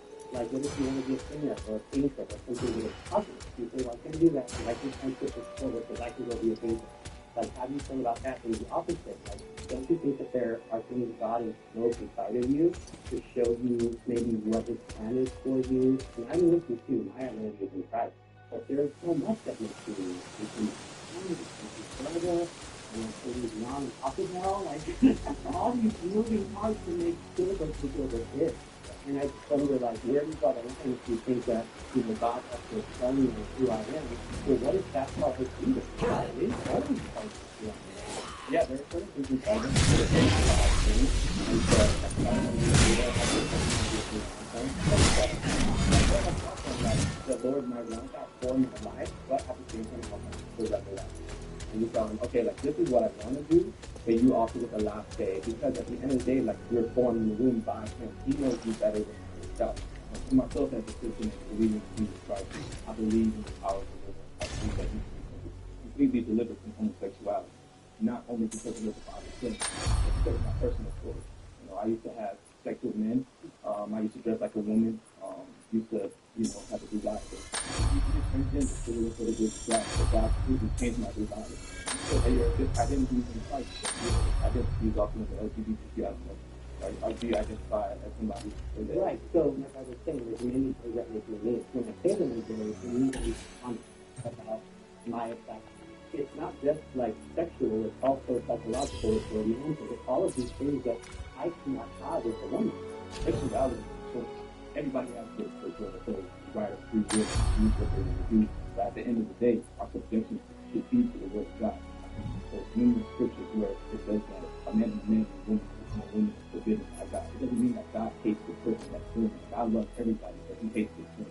And it also says that those who approve of those things, that those who practice those things will be judged of fire. I think I'm probably the most unique person here because I currently live in a place, and I say that as an intersex person. So I don't know if you guys understand what being born intersex means. You might have heard this from that person. I was born with a condition called Bayless Alzheimer's. I'm chromosomal female, but there was a gene mutation on my dad's Y chromosome that caused me to develop partially male. And then when I finally started puberty, I was actually developing female. And I just think it's just disingenuous to say that like sexuality or gender is close because I never got the choice to be diagnosed with intersex. I think that there's a lot of things we just don't understand about sexuality and gender. So I come from like a scientific place. I don't think that So I'd say that I would agree that having same-sex attraction is not a choice, but because I had same-sex attraction since preschool and stuff, I didn't have that choice and stuff. I was oh, why am I attracted to guys like how girls and guys are like attracted to each other? But I definitely will say, like, you know, as a Christian, from a theological standpoint, you do have a choice to act on it or not, and God gives us the power by the strength of the Holy Spirit to have us walk in a life that is holy and pure and righteous before Him. In services, what always breaks my heart is that you have pastors that are singing worship songs, like breaking my heart for what breaks your heart, opening up my eyes to dreams unseen, and they are able to have this palatable way of expressing LGBT people by calling them things like perfection. But then we come to their church and we're like, look, gay guys believe that and they're gay. Going to things so they don't change. But like I said before, they don't change what makes you be able to define yourself. So that doesn't have to work. I mean, it's not Jesus who's going to be like, to speak the truth, God. No, to identify yourself. I mean, using the definition of a word. So you like, you just maintain whatever identity that you want. But no, I had to consider realization that I was gay. When I was speaking of the relationship with the Lord, I told the Lord, I said, hey, this is how I feel. This is what I like. So you're going to have to show me what you is. You're going to have to see yourself. You did. You took those desires away from me. You've given me strength to overcome my desires and fall into homosexuality. But it doesn't mean temptation is not there. You know, I don't get tempted as I did before. But even the Bible says Jesus got tempted by the devil. So like, it's not, temptation is not a sin. But I'm just saying that the deliverance part comes from the Holy Spirit giving me the strength over that. Because the religious faithfulness, the psychological component of that, and we're repressing, it's not gone, it's still there. But we're didn't have to have it. Because it's like the things that we do that what we would consider something that I would be like, okay, I love ignorance, I love conviction, I love beauty, and that's what it's really good for me. Would you say that as a stress? Yes. You know, why are you trying to be something awesome? Yeah, self-control. Self-control is yeah, so I think it's self-control too. You all are saying I really want to be honest and say, I still have this. Yeah.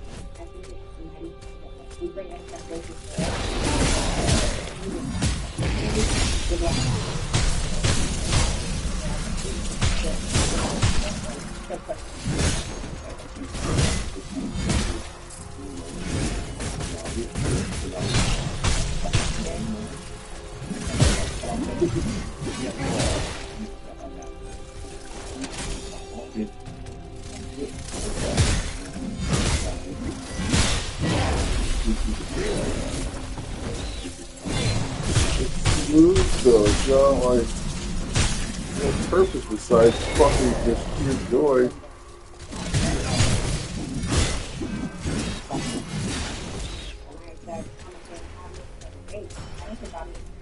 Amen.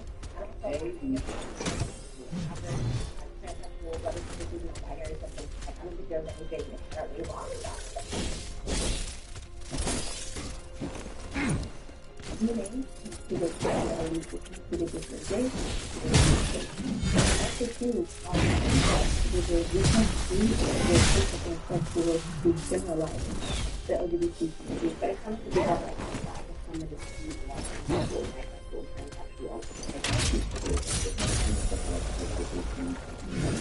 sexuality is something that should change. It was based in the neighborhood now. Because it used to be like they did have psychological terms, homosexuality was considered to be a disorder. If you don't that, well, I think no. That's not what I believe. If you were born with a design, you are a woman. If you were born with a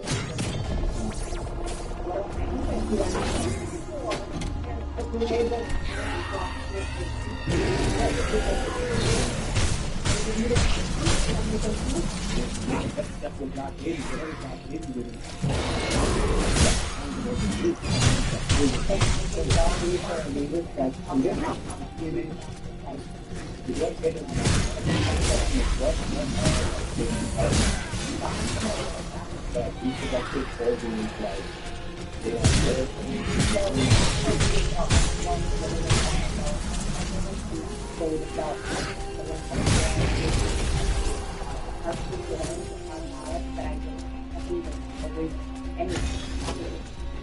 You're a fucking birth check, girl. Like, I'm sorry. What do you say to someone like me who's like walking around stressed that, you know, I really remember there's a lot more second birth. But like, Exactly. so I probably don't think ever, like, my people probably don't help me.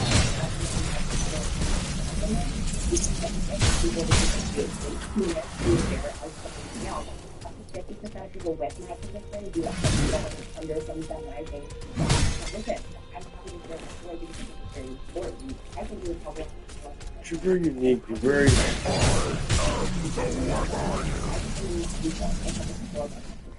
well, I apologize for this. This is like different optimization education. I live with love, all these types of things.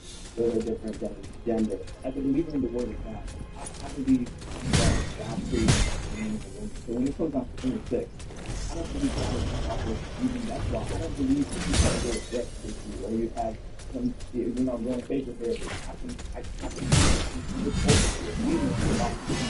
over to the male because I have certain that I'm a woman type of theory. I still feel like what's the truth because God has created me. God created man and woman. There's no, I don't see any intersex. I don't see any of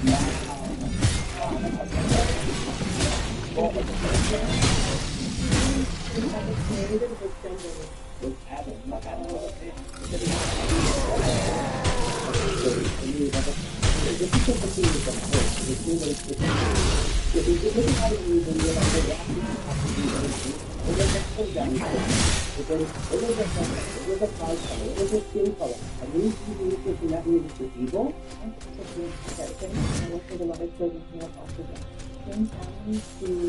You know, person in life, like one way I think of that parent that obviously I think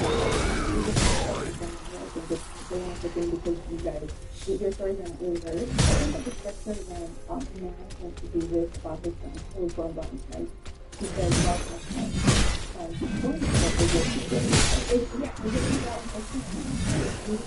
Said, so the door is back to you know, that brings a lot of things, and when I think of a rare case of religion, I don't believe in that, but that's what I see, you know, I see the glory of God in you.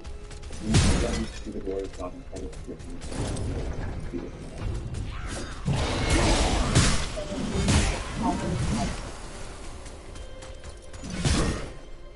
Praise the Lord, yes.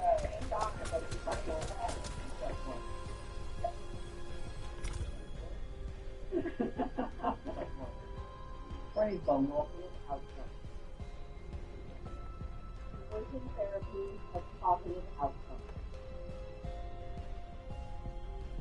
Praise the Lord, yes.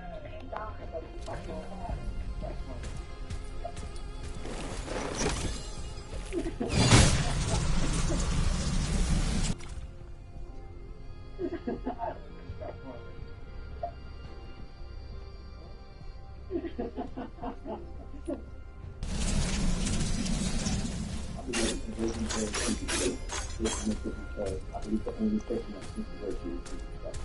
Sexuality is not the thing. I would have said that. You know what I mean?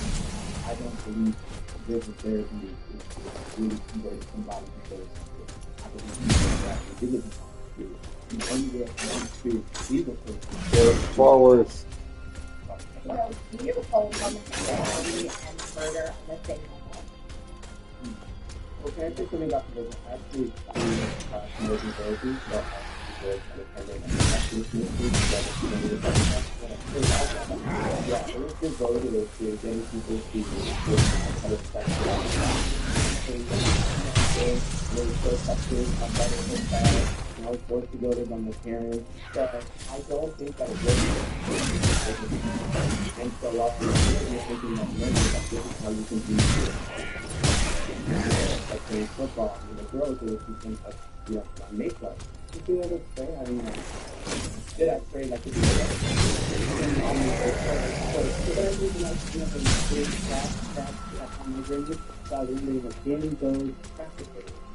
Did they not incorporate it? Like, they did, but it wasn't like the main goal. I think it was like the changing my desires to be able to fix my desires. My whole system to the low system, I feel it, and I go so from that, and I'm looking around the gym, and I'm like, wow, these guys are good looking. I'm still like, I want to submit my desires to the Lord. And it's actually not a desire to be with, not necessarily want to be held or want to be next. Years and years and years to exactly what we're talking about. Fasting, praying, being prayed over, delivered. All the things that I was told I needed to do to take away my desires, I would submit to Jesus. And the time that I felt most filled with the Holy Spirit was when I took the Lord. That is when I was filled with peace, joy. Just like I want to respect this story, there can't be a disproving of the Spirit of God in your life. That is a personal experience, just like you are having personal experiences. Not only in the community and in family.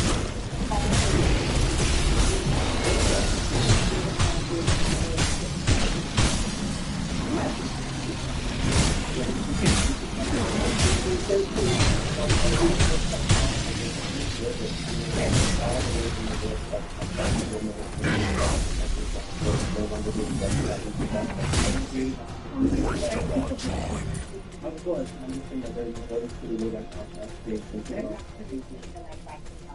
like just a normal gay person or just a normal transsexual person, like anything. Like I just don't think that you can really say I couldn't say that.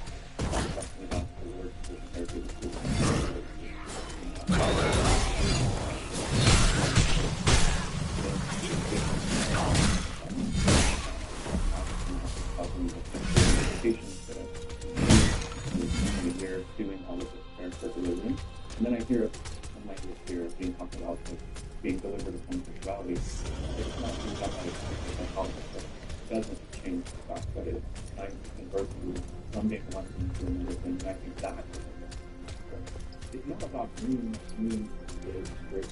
It's bringing gays to a relationship with the Lord. I'm married today. I have a baby, right? I think when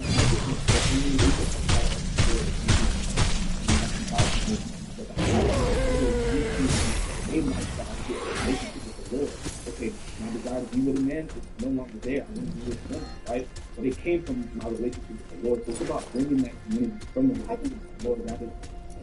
I'm a therapist for 20 years, and I would say at least more of the clients that I typically work with are people just like you. They call it amazing life. But in time, all it has got is suffering. That is the part of being covered, and you can know it. It's like Jesus who denied himself, he put himself on the cross. Like there's all things separate unnecessarily. That's right. And why do we need to have people that are addicted to alcohol? Like I do have like 80 to 80 and I'm going to suffer for any do, and I can suffer for the rest of my life. What do you suffer really if you want to Christian? And what the Christians do before the Bible, right? There are thousands of years before there was a text. And even when the text came, most people couldn't read and they didn't have access to the Bible. So what did they do? I think it comes down to like how you said your experience with the Holy Spirit, before the Holy Spirit loves you as a female. What is the fruit that comes out of that? We have children, we have a beautiful home, we have an amazing community, our families love us and support us. We are happy and healthy. I mean, our life is so blessed. So my thing about that would be, I would say that God cares more about your holiness than your happiness. Well, you're not about your heterosexual, your holiness is heterosexuality. Well, no, gay people can have that. No. Oh, I definitely not. But in the way that you're speaking, you're like, it's not about being gay. Jesus wants you to be holy. Why are you taking those two things against each other? Gay people stand with Well, I would say that I'm not talking about like people who are religious. If you're not religious, hey, you can live your life the way you want to. But if you do claim to be a follower of Jesus, God calls us to be set apart and that we're all religious things. And that's just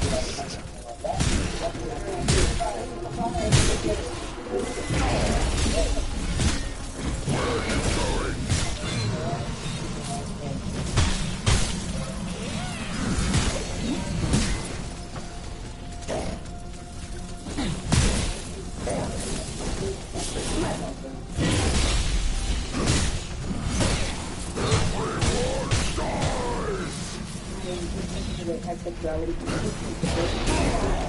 What it was, I didn't know there was a label. I just did it just because I felt good.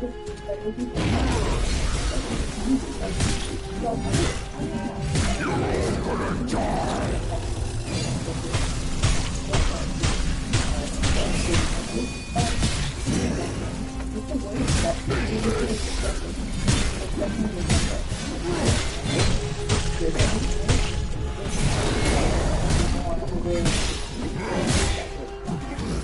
Should have run. You might have taken me ill.